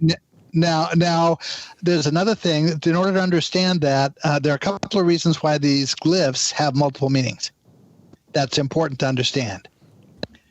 Okay. First of all, when in the ancient mindset, when they're talking about cosmology or creation tradition, they're really talking about three themes of creation. One is how the universe formed. Another is how matter forms. And the third one is how biological reproduction happens. And in the Dogon conception of this, those three themes are parallel to each other. And they are so parallel to each other that whoever put the system together, perhaps as a way to emphasize that parallelism, or perhaps as a way to show off a little bit, they simultaneously described all three themes using a single progression of symbols. And so every symbol, at very least, has meaning that pertains to each of those three themes. And those meanings are going to vary a little bit, but they're parallel. For example, the figure of a hemisphere, if we're talking about the formation of matter, represents the concept of mass. As it turns out, scientists represent the shape of a hemisphere to explain the concept of mass. This is an intuitive shape. If we're talking about biological reproduction, a hemisphere represents the expanded womb of a mother. The expansion of mass is a process that's parallel to the expansion of a mother's womb. And it occurs at the same place in the sequence as the expansion of the mother's womb. So you have a way of synchronizing the symbolism of these processes, the stages of these processes, because each symbol synchronizes it at a point. But that makes the symbols harder to understand from our perspective, because from our point of view, a symbol should only have one meaning. What's a symbol mean? Well, you can't ask that. You have to ask, what does it mean if we're talking about the formation of the universe? Or what does it mean if we're talking about the formation of matter? It's not exactly the same thing. Right. There's got to be context. Right. So there's a little bit of art involved in interpreting these things, but it's really no more art than understanding that the letters that are used in abbreviations on the internet don't always refer to the same thing. Right. If you say, okay, so BRB is be right back. Yes. Okay. Well, we'd have to find a couple where the letters overlap, but you understand easily that we have no problem at all understanding that the letter used in one of those abbreviations doesn't mean the same thing as the letter in another one. Right. And there are words that sound the same that mean different things, and so yes. Now that's the next piece of this. Every word in this symbolic tradition doesn't have a single meaning. It carries a cluster of meanings and a cluster of discrete meanings, by which I mean knowing the first meaning doesn't reasonably allow you to guess the second meaning. Amma is the name of the Dogon hidden god. It can also mean to grasp or to hold firm or to establish. Amen in Egypt is the name of their hidden god. It can also mean to grasp or to hold firm.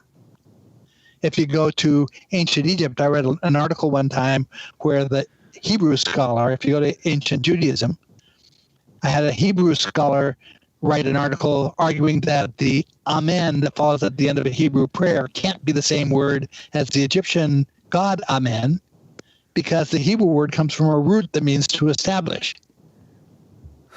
And I thought, this guy doesn't know it, but he just shot himself in the foot because he just demonstrated that it does relate. Okay. Okay, now, there's a reason why those clusters of meanings happen. It's because the dynamic between non-materiality and materiality, okay, the Dogon perspective is that each one of those little ether unit shapes, those little virtual particle shapes, the almond shapes down that fluctuate in and out of the matter, we can compare those to ripples that appear and dissipate on the surface of water. These are ripples of energy that appear and dissipate at the interface between two universes, between non-materiality and materiality. Or we can think of it as dimensions. The Dogon say universe, but it's an open question whether what they really mean is the same as our concept of a dimension. Those little fluctuations at that interface, the Dogon see as gateways between non-materiality and materiality. And anything that crosses that gateway, anything that crosses over that barrier between non-materiality and materiality has a 1 to 7 dynamic to it. And so from white light, which is associated with non-materiality or with spirituality, we produce 7 rainbow colors by passing it through a crystal. Those 7 rainbow colors become one of the metaphors for this dynamic across that boundary. But all of the cosmological words exhibit that same dynamic. They all carry clusters of meanings, not single meanings. And what that implies, that confirms what the Dogon say, which is that the root of all these concepts, the root of everything that's important in our life, our material life, actually persists on the non-material side, not the material side.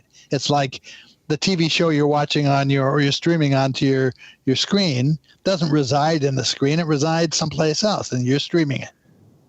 If you turn off your screen in the middle or turn off your PC in the middle of a show, nothing has happened to the show. You just don't see it. But the show still exists where it existed. You can always go back and call it back up and stream it from where you left off. Nothing essential exists on the material side. This is non-locality. That's kind of what you're talking about, that these things are non-local to us. They exist somewhere else, and they inform our universe somehow by these interactions at the quantum level. Right. It's because when we perceive energy, we're interfering with it. When we interfere with it, we cause it to reorganize itself. And it reorganizes itself according to those dynamics of energy I was talking about. It exists in its root state as energy. But when we look at it, the act of looking at it, the act of perceiving it in any way, sets off a chain reaction that happens so quickly we don't even see it. Some of us who had computers back in the 90s remember sitting and waiting for a screen to build in segments. Oh, yeah. Okay. Well, screens still build in segments, but the technology has improved enough that it happens quickly enough that it's now transparent to us. We no longer see it build in segments. It still does. We just don't see it. Yeah. The same thing happens with everything materially, that it persists as energy, and we're seeing a kind of reflected image of it because every time we look at anything, it's automatically getting translated to how we perceive it. Same way as if you go to a website that you said always translate from Japanese to English, you see it in English, but it exists on the original website in Japanese, and to you it's transparent. Right.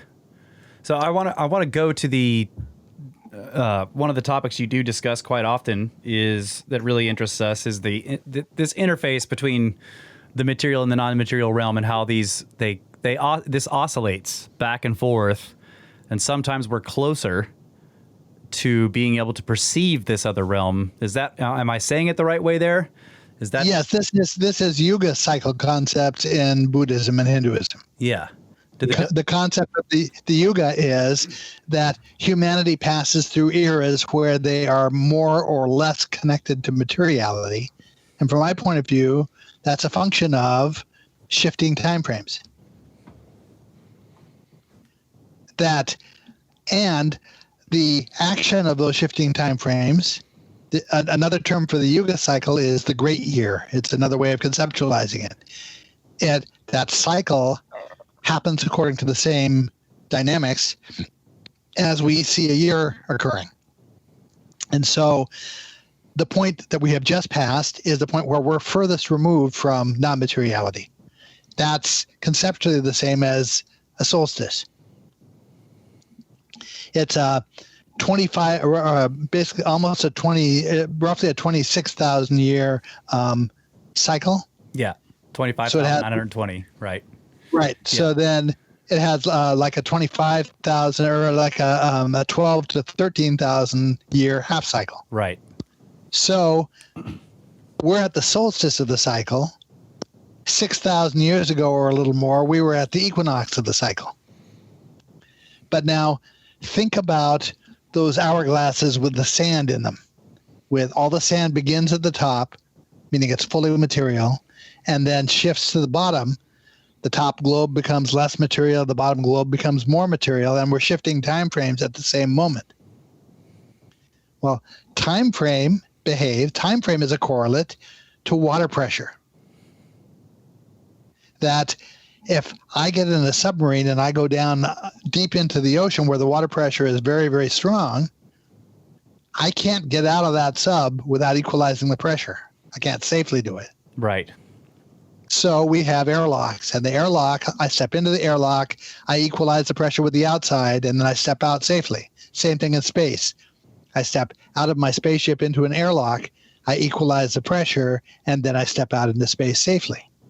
Okay, so you're saying at an equinox period in this larger cycle, when the time frames equalize, and when they equalize, and then you can pass through. Then what the Dogon say becomes possible. It's possible to cross over between universes, theoretically, if the time frames match. It's easiest to cross over when they match exactly. Now, that era happens around 3600 BC, and that's the era of instruction in the cosmology that I believe was being carried out on Orkney Island in northern Scotland. 6,000 years prior to that, it was being carried out at Göbekli Tepe in Turkey. And there are other locations where I can point to where it looks very much as if instruction in the same tradition was being carried out by various groups at various points in time. And what are they doing that for? Like, what is the purpose of the instruction? Why would these people from these beings from this other universe bother to do that? Yeah. Okay, because at root, when we get down to this dynamic of energy, time's quickening in one universe and slowing down in the other universe. Samkhya says it reaches a point when you have a fully non-material universe and a fully material universe, which is where we're at right now, that the non-material universe has perfect knowledge and no ability to act. Now, the reason for that is because time is running infinitely quickly. Right. So quickly that there's no moment in which to take action. But because it's happening so quickly, all events happen at once. So it's like the difference between a CD and a cassette tape. If I want to listen to the fifth song on a cassette tape, I have no choice but to either listen through or fast forward through the cassette till I get to the song I want. On a CD, I can go right to the track I want and play it.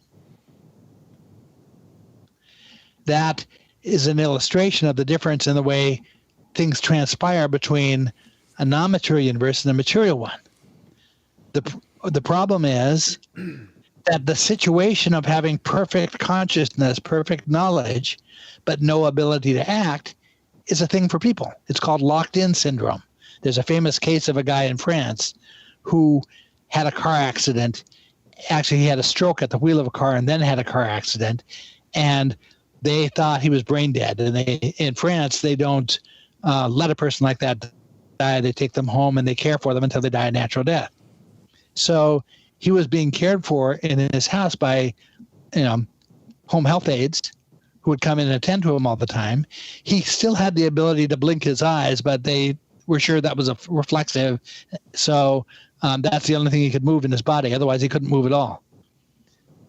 This aide figured out that he was still inside there perfectly conscious. He wasn't brain dead. He was still conscious. And the blinks of the eyes were trying to communicate something.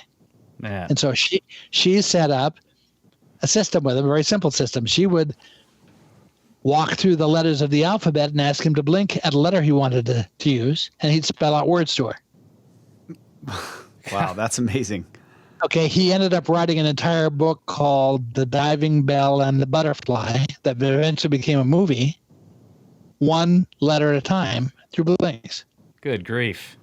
Okay, now this relates to the universes because ultimately the effect of this quickening time frame is to create a consciousness that's locked in the same way he was.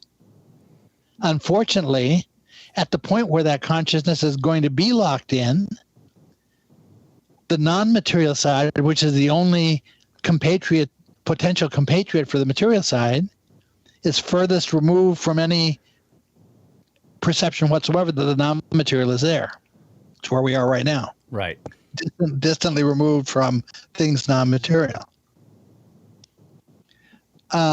So the non-material faces a choice. It can either spend 4,000 years as if it were buried alive, or it can find a way to take action on the material side to create a structure for humanity that will have the potential to preserve the knowledge that the non-material side exists.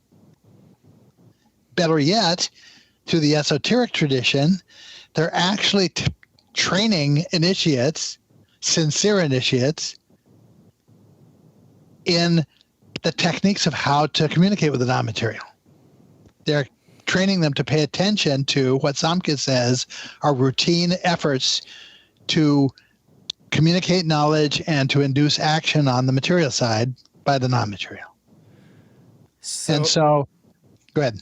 Well, I was just wondering, will our universe become like that? I mean, does this cycle completely reverse? Like when we... Yes. Okay. We take turns being in that position. Whoa. And at root, that is the covenant between the two universes is an understanding that we're each going to do for the other what needs to be done so that the non-material has a caretaker that it needs at the point it becomes locked in. Yeah, and it would sort of be the same for the material side. When you're complete material, You need the the wisdom and knowledge. Yeah, you need the knowledge of the other side. Right. Now, the ethic of the esoteric tradition is any person can learn all of the inner secrets of the tradition, but they're required to work with an informant, and the student has to be the driver of the questioning. If the student asks a question that's pertinent and appropriate to their initiated status, the informant is obliged to give them a correct answer, a truthful answer to their question. If they ask a question that's inappropriate to their known initiated status, the informant is required to either remain silent or to lie if they have to. And what that does is it selectively filters out the people who have a genuine interest, sincere interest in understanding the stuff. Those are the people who will gain access to the inner knowledge. And it doesn't have to be a Dogon tribe member. It can be someone outside the tribe. But one of the French anthropologists was initiated and granted Dogon citizenship and was even given a Dogon burial when he died. Wow. The women learn from the women, the men learn from the men. And this is, I think you've implied this before, but this system also seems to imply that there was some other force trying to stop this from happening, or... Well, that's one of the possible motives for the secrecy. Yeah. And it corresponds to the jealous God tradition, where the first thing the jealous God says, you will have no other gods before me. Right. Okay, it's as if there's one group who's actively trying to instruct us, and another group that's actively trying to abrupt that. Yes, that reminds me of like the fallen ones that started teaching humanity stuff, and then they got in trouble with the other gods. There are traditions that talk about that. Yeah. Now that same esoteric dynamic applies to any person in everyday life. That all it takes to foster communication materially is to pay sincere attention to the efforts to communicate, to grant that there might be something there, and to start paying attention to it and thinking about it in critical ways. Is this like synchronicities? Yes. Now, the tradition allows that. Coincidences are a thing, so not every coincidence is a synchronicity. Okay. But the synchronicities we want to pay attention to have self-confirmation to them. They repeat in more than one form, in more than one circumstance. I know that if I see the same odd reference turn up in 2 or 3 different contexts in my daily life within a short amount of time, that's something I should pay attention to. Then I go and I start exploring, what is this concept? What is it I don't know about the concept? What do all these ancient traditions say about it? What information can I gain on it? Now, dreams play out the same way. Dreams might seem like they express themselves in disconnected sort of images, and we get events happen in dreams. When we wake up, if we've had a particularly vivid dream, we might remember certain events in the dream. We might remember certain words that were used. We might remember certain images that were brought up in the dream.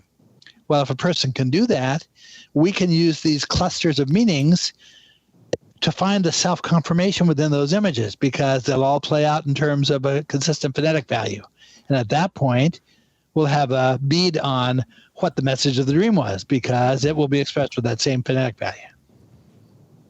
Same thing with UFO encounters. If we look at the case studies that were written about by Bud Hopkins and John Mack, they were psychiatrists who studied UFO experiencers and abductees for over a very long period of time. Yeah. You take any one of those case studies, which was given in isolation from anybody else. So the person who was talking to the psychiatrist didn't have, they were not consciously repeating what someone else had said. They only knew what they experienced. When they repeat that, you can find these same clusters of meanings playing out in those accounts. Things happen in a particular way that align with this symbolism. Yeah. So you think that some of those experiences are actually interactions with something having to do with the other realm? They have to be, because they express themselves with that same dynamic across the boundary of non-materiality to materiality. Okay. Now that's not to say that there aren't also traditional sci-fi off-world things going on. People I know who should know say that there are a dozen different groups that we've been involved with for very long periods of time. Yeah. And okay, but the ones that are connected to the symbolic tradition and the ones who are responsible for what we see as the UFOs that behave as if it was dimensional behavior, it's not physical behavior. Those ones, in my estimation, are connected non-materially. There's a book that John Mack wrote, one of the last ones he wrote before he died, called Passport to the Cosmos. And he opens the book with a summation of, after years of listening to these cases, where he had arrived at conceptually in terms of how he understood what was going on.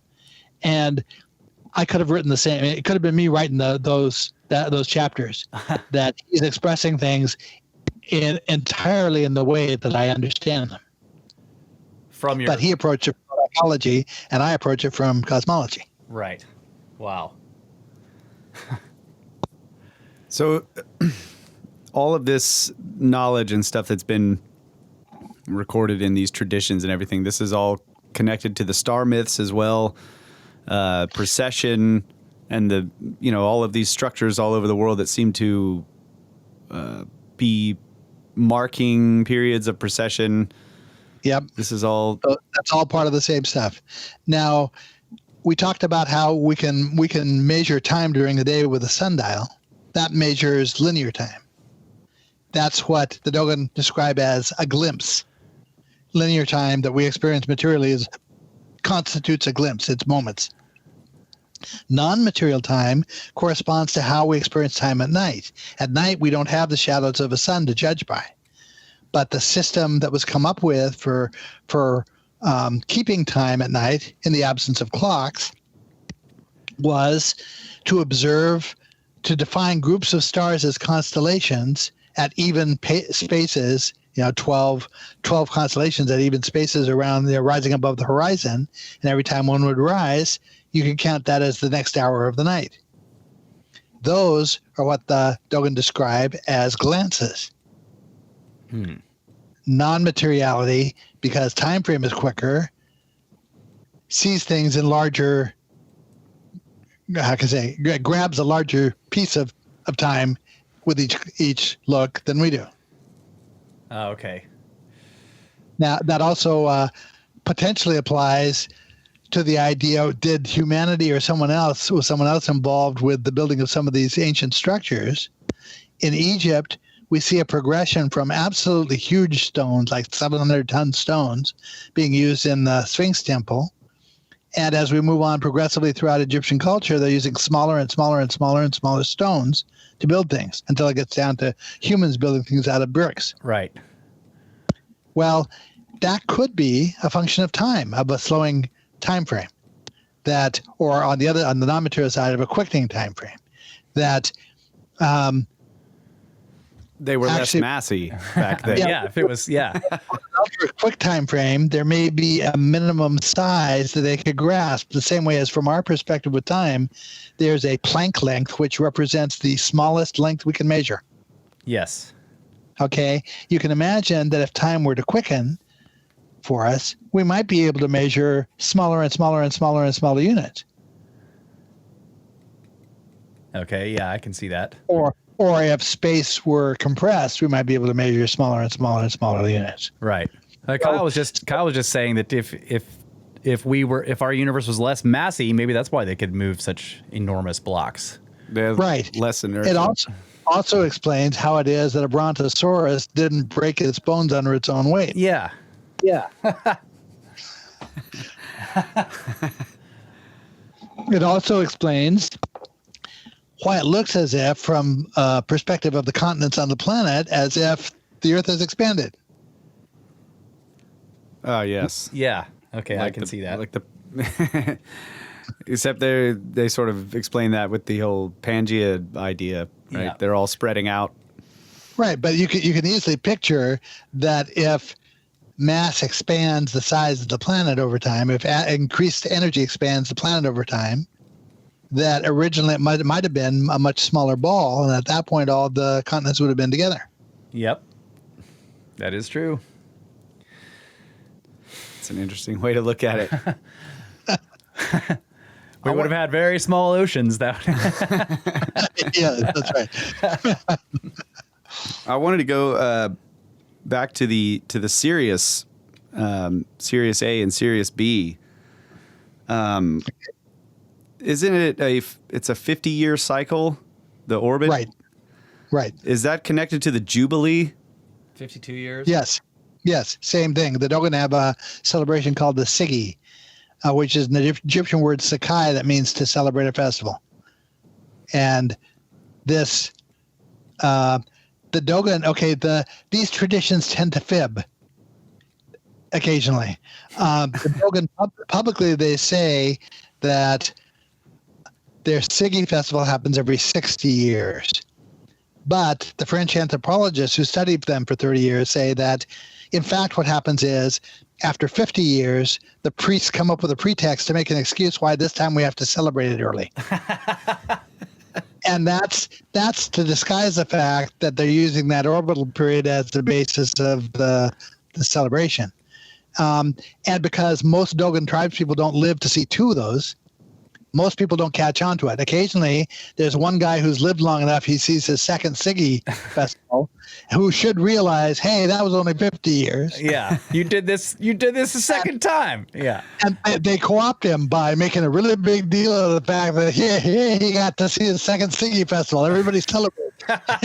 And then he's no longer in a position politically to be able to say, hey, you guys. Yeah. Why are they hiding it? That's another question I would immediately ask. Well, because what they're trying to do with the esoteric system is filter out a group of sincere, sympathetic caretakers who they can count on to be the compatriots of the non-material side. And so they want people who are trustworthy, and they also want people, they need to be able to draw your average person to want to learn this stuff. Yeah. They know that one of the best ways to make a person want to find a thing out is to make them think it's secret. That's very true. Yeah. Okay. So there's that effect also. Now, when it comes to these fibs they tell, one of the fibs, I didn't trip to this fib till fairly recently, a couple of years ago. As I was learning about these dynamics of energy and so forth, it was looking increasingly to me as if all of these root concepts that all the religions say are fundamentally unknowable were perfectly knowable. It's a handful of dynamics of energy that are easy to get your arms around. Once you're in the mindset of it, it makes complete sense. All of the confusions that the astronomers are going through evaporate. It seems like a perfectly knowable system. Well, public Buddhism says it's unknowable. Private Buddhism, esoteric Buddhism says, by the way, we fibbed about that. It's actually entirely knowable. Even Stephen Hawking, one of the last things he wrote before he died, he says, these questions are a lot simpler than we think they are. Yeah. Yeah, I wonder about that too. I love to sit around and come up with new ideas that take all of the data try to take all the data into account, but try to imagine the universe in a different way than the standard model. Yep. And so someone has found the perfect way with string theory to get all of the physicists to chase their tails endlessly. Yes. I know. I can't stand that. Well, from my point of view, that's deliberate. Yeah, because there are groups that understand what's really going on who don't want everybody else to understand what's really going on. This is also part of the esotericism of the right. It's part of the goal. Well, in the cosmological tradition, it's part of the esotericism. In science, not so much. And I'll again give you another example. The length of time that passed between the first Wright brothers flight and the invention of the space shuttle is approximately the same as the amount of time that's passed since between the invention of the space shuttle and now. Wow. During that second period of time, every technological device known to humanity has gone through quantum levels of improvement, exponential levels of improvement. Just compare a dial phone to a smartphone. Any device we have is unrecognizable today compared to what it was back when the space shuttle was developed, or back in the 60s, let's say, except space technology. Yeah. Space technology, inexplicably, the Orion capsule, the boosters they used to get it up into space haven't moved 2 feet off the mark of the technology from 1969. That's not believable. And what it means is that all the science has happened under the covers. It's happened secretly. And my point of view is the reason they canceled the space shuttle program, which made no sense to me, why would they eliminate their only access to the space station? Yeah. The reason they canceled it is because they could no longer justify, based on the superb technology they had developed, they could no longer justify spending millions of dollars every year on technology that was outdated. So is this a secret space program idea, or are you just saying that they have technology that's way better? I'm saying it's not believable that they don't have exponentially better technology than they've shown us. I agree with that.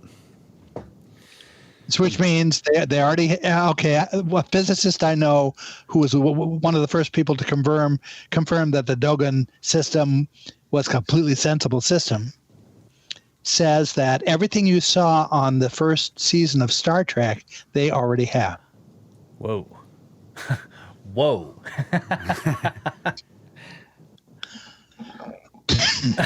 Man. Yeah. I want one of those. Yeah. Well, this has been fantastic. You got one more question? No? Yeah, I just lost it.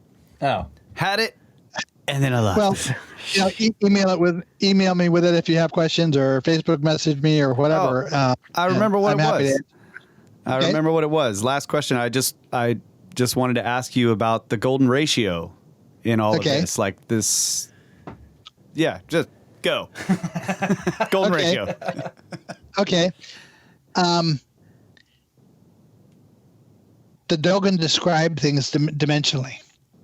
There are, every drawing they make, they assign one of 4 category titles to. And those categories are essentially the viewpoint of a point, the viewpoint of a line, so one-dimensionality, two-dimensionality, the viewpoint of an area, which is 3-dimensional, and the viewpoint of 4 dimensions, which is what we see.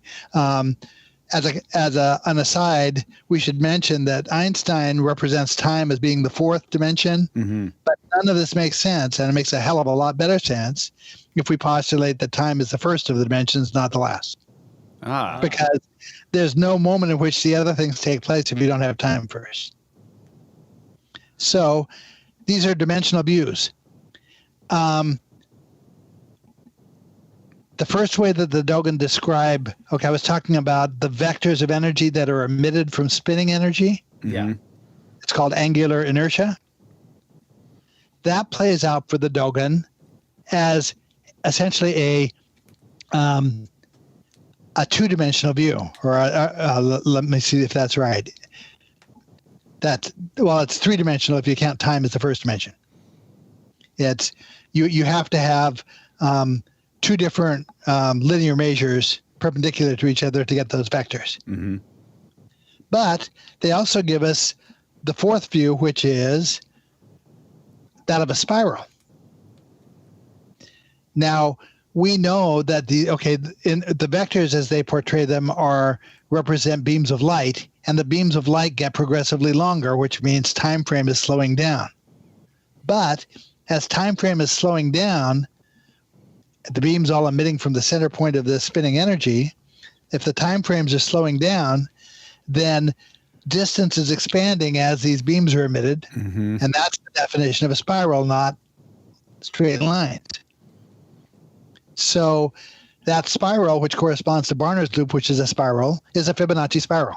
This is a golden ratio spiral. Automatically, that's a function of the relationship between time and space. This is the relationship between the acceleration or deceleration of time and the distance. And the expansion of space that goes along with it. Right. And that's all a function of energy converting to mass. Yes. Awesome. So that's why. Also, the same thing about chirality, about the direction. Let's talk actually about spirals moving in one direction or moving in the other direction. Why do 99% of the spiraling shapes in the material universe spiral a particular direction? That's a function of materiality as opposed to non-materiality. On the non-material side, they spiral the other way. Same as water supposedly goes down the drain in one direction in the northern hemisphere and the opposite direction in the southern hemisphere. Yeah. It's the same concept. That is, that's really cool. This symmetry between the two universes. We were talking about that recently. Like there was an interesting article where these. Yeah, I was thinking about that. Yeah, they were trying to measure, what was it, like cosmic rays or something in Antarctica. And they ended up getting measurements that seemed to be coming from the ground instead of from space. And they were like, how is this possible? And then it led to this whole idea of a alternate universe going the opposite direction in every possible way. Yeah. Well, we've seen the images of the poles on other planets, and they all have vortexes. Yes. Well, they don't let us see the pole on Earth. They don't let us fly over it. You never, ever, ever see an actual satellite image of the pole. Yep. The suggestion is there's a vortex there. And these vortices in the Dogon tradition are the conduits of this energy. That virtual particle almond shape sits at the center of those vortexes. So maybe that's what a quasar is too, because that's a vortex at the center of a galaxy, and they have those giant energy beams shooting out of them sometimes. You know, you'll see the same almond shape represented at the center of a galaxy. Yeah, and black holes apparently have the same thing. Energy beams these shooting are out of the poles. All the same dynamics playing out on upward scales. It's all the same stuff. Understand it at one level, and you have a shot at understanding it at every level. Yeah, scale invariance. Scale invariance. Heck yes. Man, So I'd be happy to talk with you guys again any other time you like. Just let me know. Or if you have questions for me, email me. People can find me on Facebook if they are looking for me. Don't confuse me with all the other Laird Scrantons that are out there. Yeah. So what are you working on right now? I know you've got another book in the works. Isn't that right? I have a book just out this last week called Primal Wisdom of the Ancients, where I talk about the techniques that were used with the symbolism that revealed the hand of very capable teachers. awesome. So that's just out. That's traditionally published through Inner Traditions. And then because of because the time frame for traditionally publishing a book is a fairly long one, about a year and a half. I have time to finish a second manuscript and self-publish it, and I've been doing that for the last 3 years. I plan to do it again this year. End of the year, I have another book that traces the origins of the first Neolithic farmers on Orkney Island in Scotland, and all sorts of really interesting stuff falls out through that process of tracing where it came from, finding positive ways to trace who these farmers were. All right. Well, I encourage everybody to get all of your books and read them all. Don't they have to be kind of read in order? They don't have to be, but if a person is sincerely trying to understand the train of thought, I have a friend who was she passed away a few years ago, but she was an internationally known novelist, and she used to come to my conferences, and she said the reason she likes my books is because I, quote, take her on the journey with them. Oh yeah, with me. So the nature of the books is that I'm sorting things out as I'm writing the books, and I'm relating what it is that I'm sorting out. So there's a train of thought there that if a person's really serious about learning this stuff and understanding the details of it, it helps to read them in order. But each of the books stands alone if they don't want to do that. Okay. Well, I would really recommend people get them all and read them in order. That's how I am about books. So yeah, man, we definitely want to have you back. There's a lot to talk about with all of your work. This was kind of a big overview of some of the things that we really wanted to go through, but I really appreciate it. Thank you so much for thank you so much for. Well, you guys are great interviewers. Thanks a lot for the discussion. Yeah, thank you so much, and good night. Good night. Thanks.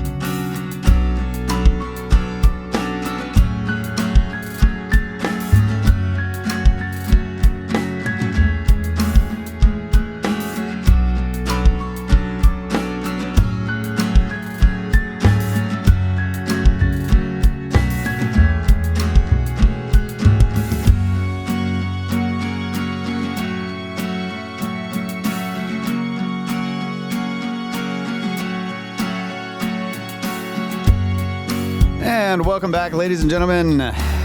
We are immediately doing this after the intro. But that was a great interview with Laird. It was. Man, so much in that. Yes.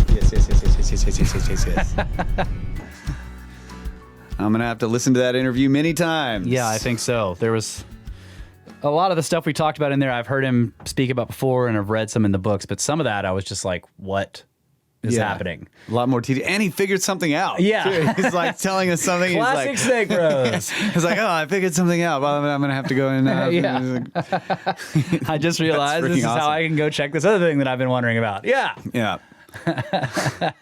I'll have to I should send him an email after I listen to it and take notes on what it was. Be like, just in case you forgot. Yeah. Don't forget to Figure check this out, and Yeah. we'll talk about it on the next show.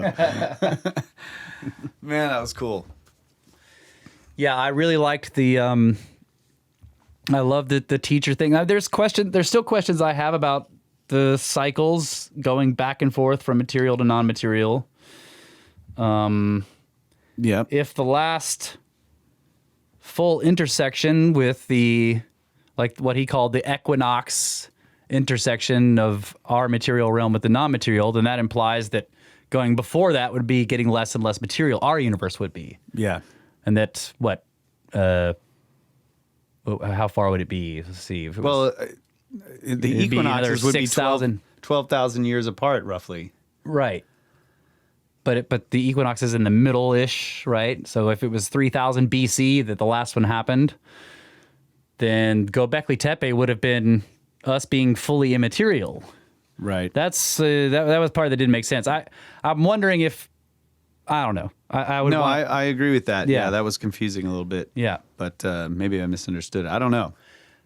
And I like the idea of this idea that the Big Bang and all the light and it's actually time that's changing. Yes. Remember when we were talking about that? Yeah. It was like, I think we were talking about this in terms of looking back in like at the universe, and when you're looking far, far away at this light, there's like if time was so different back then. Yeah, there's some kind of dilation Yeah. factor. Which is why the universe is expanding and all that. So Yeah. And then the whole situation with we were talking about this a couple of weeks ago, the vector of time Yep. and your relationship to it when you're depending on your speed and all that. It's very similar stuff. So Yeah. that was really cool. That Yeah. was definitely. And the idea that these esoteric traditions are basically infusions into one universe or the other from the other universe in order Yes. to maintain some kind of connection to the material realm when you're frozen in your non-material like state. I'm just like, holy crap. That's pretty cool. Yeah. And then of course the idea that we're at the very bottom of the material side. I'm just like, God dang it, it's gonna be like 6,000 years before shit.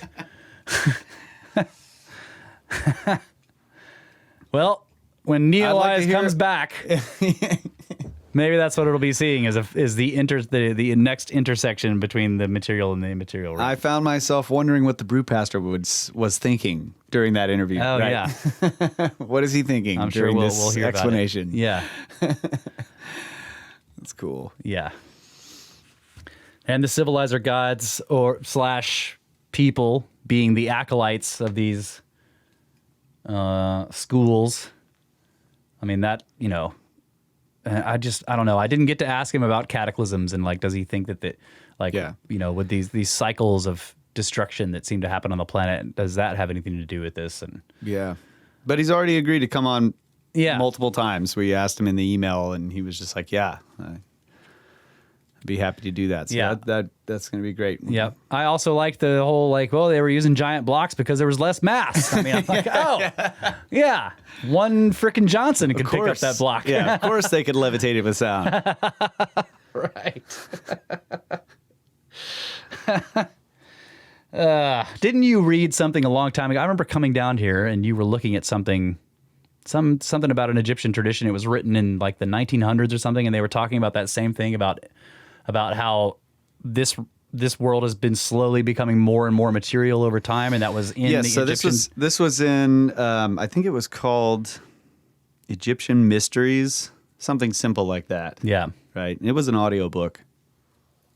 And they described a creation where they were kind of using physics and saying like similarly to how the planets sort of coalesce, and become something gradually. Like first you start with the sun, and then It has to coalesce out of stuff. out of this dust cloud. Well, they were saying that this process was accompanied by the coalescence of consciousness. right? So that it was also coming to be. So it was kind of like an animism type of thing, except everything had this form of consciousness to it. Yeah. And as it was coalescing, it was moving into more and more into the material realm. Yeah. And becoming solid. Right. Right. And that's kind of what he was saying the Dogon say. Yes. Wow. Yeah, I had to go back and look at that. Yeah, I think it was Egyptian Mysteries or something. It was like it was like a 13-part book or something. I seem to remember there was an illustration using a flower to try to demonstrate. I don't remember any illustrations in it. Okay. I just had an audiobook. All right. But you probably you were like, look, here's the actual book. This is what it looks like. And I'm like, oh, look at that flower. What are they talking about? I don't know. But yeah, that was ringing a lot of bells, all that stuff that he says. So, yeah, I can't wait to have him back on the show, but that was a fantastic What is the significance of seriousness? Yeah. Serious A? Serious B? How serious is the connection? I'm not sure. I thought you were being Canadian there for a minute. Serious, eh? Serious A? Or serious B? Yeah, and the what is it called? Barnard's Loop. Barnard's Loop, the thing that the chariot of Orion. That's cool. I've heard of that before. And yeah, it's like you can see it with infrared or with radio telescopes or using specific kind, and then you have to time lapse it because to kind of get the spiral effect. But it isn't visible to the naked eye at all ever. Even in perfectly dark skies, like it's not something you can see. So if they knew about it, and if it's discussed in ancient traditions, you have to wonder, how are they seeing it? Now, I know some people would say, well, if they had spiritual traditions and some of them were able to see things with their inner eye or something, maybe that's how they saw it. But the other possibility is that, like Laird says, they were being taught these things by someone who did have science. Now I'm thinking that book, Egyptian Mysteries, was also talking about the idea of the Ka and the Kef. The mummification process, all of that was developed to allow the spirit form of the person to actually find themselves in the material. Yeah. Right? The preservation of the body allowed the person to allow the spirit form of the person after to find death to eventually find itself. Why didn't they want to do that? Because to locate it in the material world, they don't know where they are. Oh, man. Right? They have no idea where this is happening in the material world. So it was like This is part of why they would make these really accurate replicate statues too, because that if the body decayed, you could still find the statue, Yeah, right? maybe so, yeah. Because the statue could inhabit, and that's why later people would come and knock the noses off, right? You destroy that part, like some. It's just mean, man. Yeah, and then the spirit is lost again. I don't know. I wasn't buying it. But I mean, it's really interesting. I wasn't buying that aspect of it, but it's still interesting to think about. It's like I don't know, especially in the context of this, what we've called the weave and the woof. Yeah,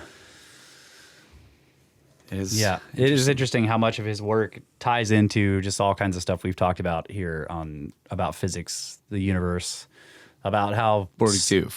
Yeah, numbers seem to arise out of some other place. Yeah. I wanted him to say, well, I wanted you to say, can I make a laser of it? Yeah. He'll pick up on our style more. And then I'll be able to ask him questions like that. I want to be able to make a laser. It was out of this process. Out of the golden ratio. Yeah. But it's one of those things where there was a lag in the connection, so it was a little difficult to like jump in and throw jokes in there. Yeah. You just don't do it. Yeah. You just don't do it. Yeah. Yep.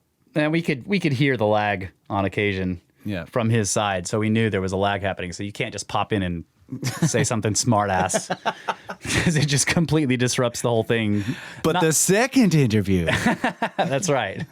He doesn't know what's going to, he's got no idea what's about to happen to him. Well, I hope you guys enjoyed that. I certainly did. Yeah. And like Kyle said, we're both probably going to listen to this show multiple times ourselves so that we can try to understand everything he was telling us. Yeah. Because some of that stuff where he was going through principle 1, 2, 3, and 4 of this, when he started saying like, all right, the easiest way to illustrate this is in quantum. And I was like, what? I've never heard anyone say that. It's Laird, though. Yeah. Yeah. Great stuff. Yeah.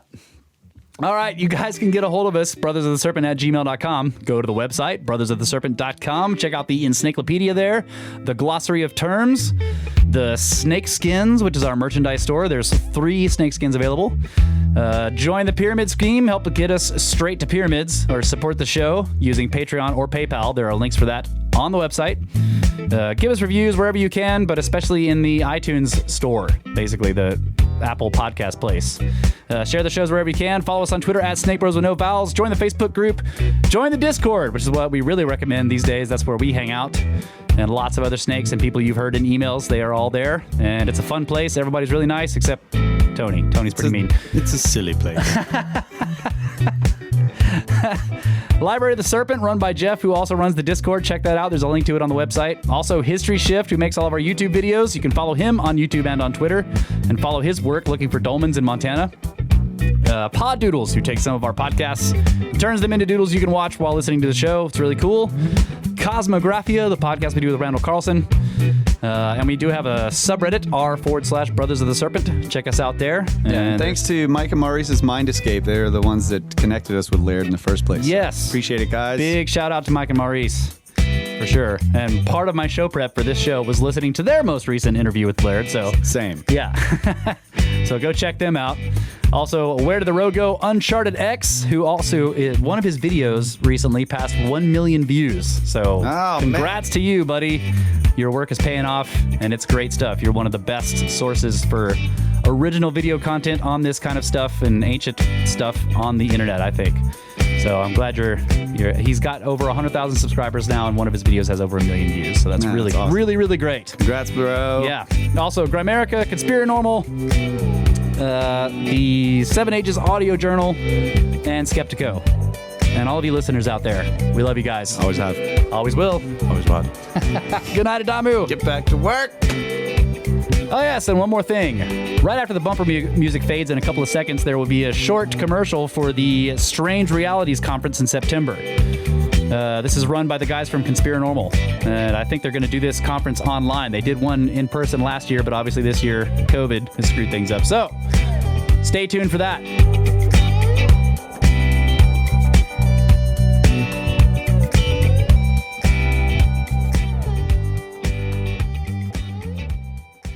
Join us September 25th, 26th, and 27th for a 3-day special streaming event, Strange Realities, to push the limits of your reality. Featuring authors, academics, researchers, occultists, experiencers, podcasters, and practitioners.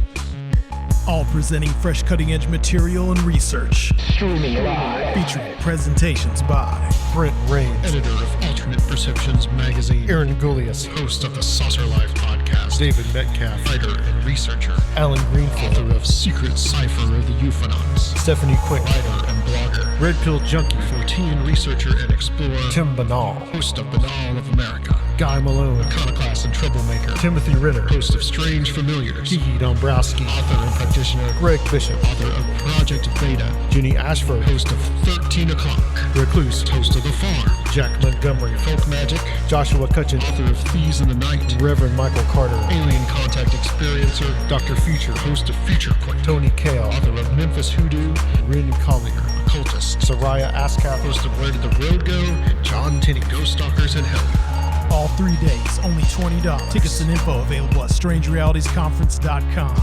Brought to you by the Conspiranormal Podcast. Conspiranormal.com. Strange Realities. Snake Bros!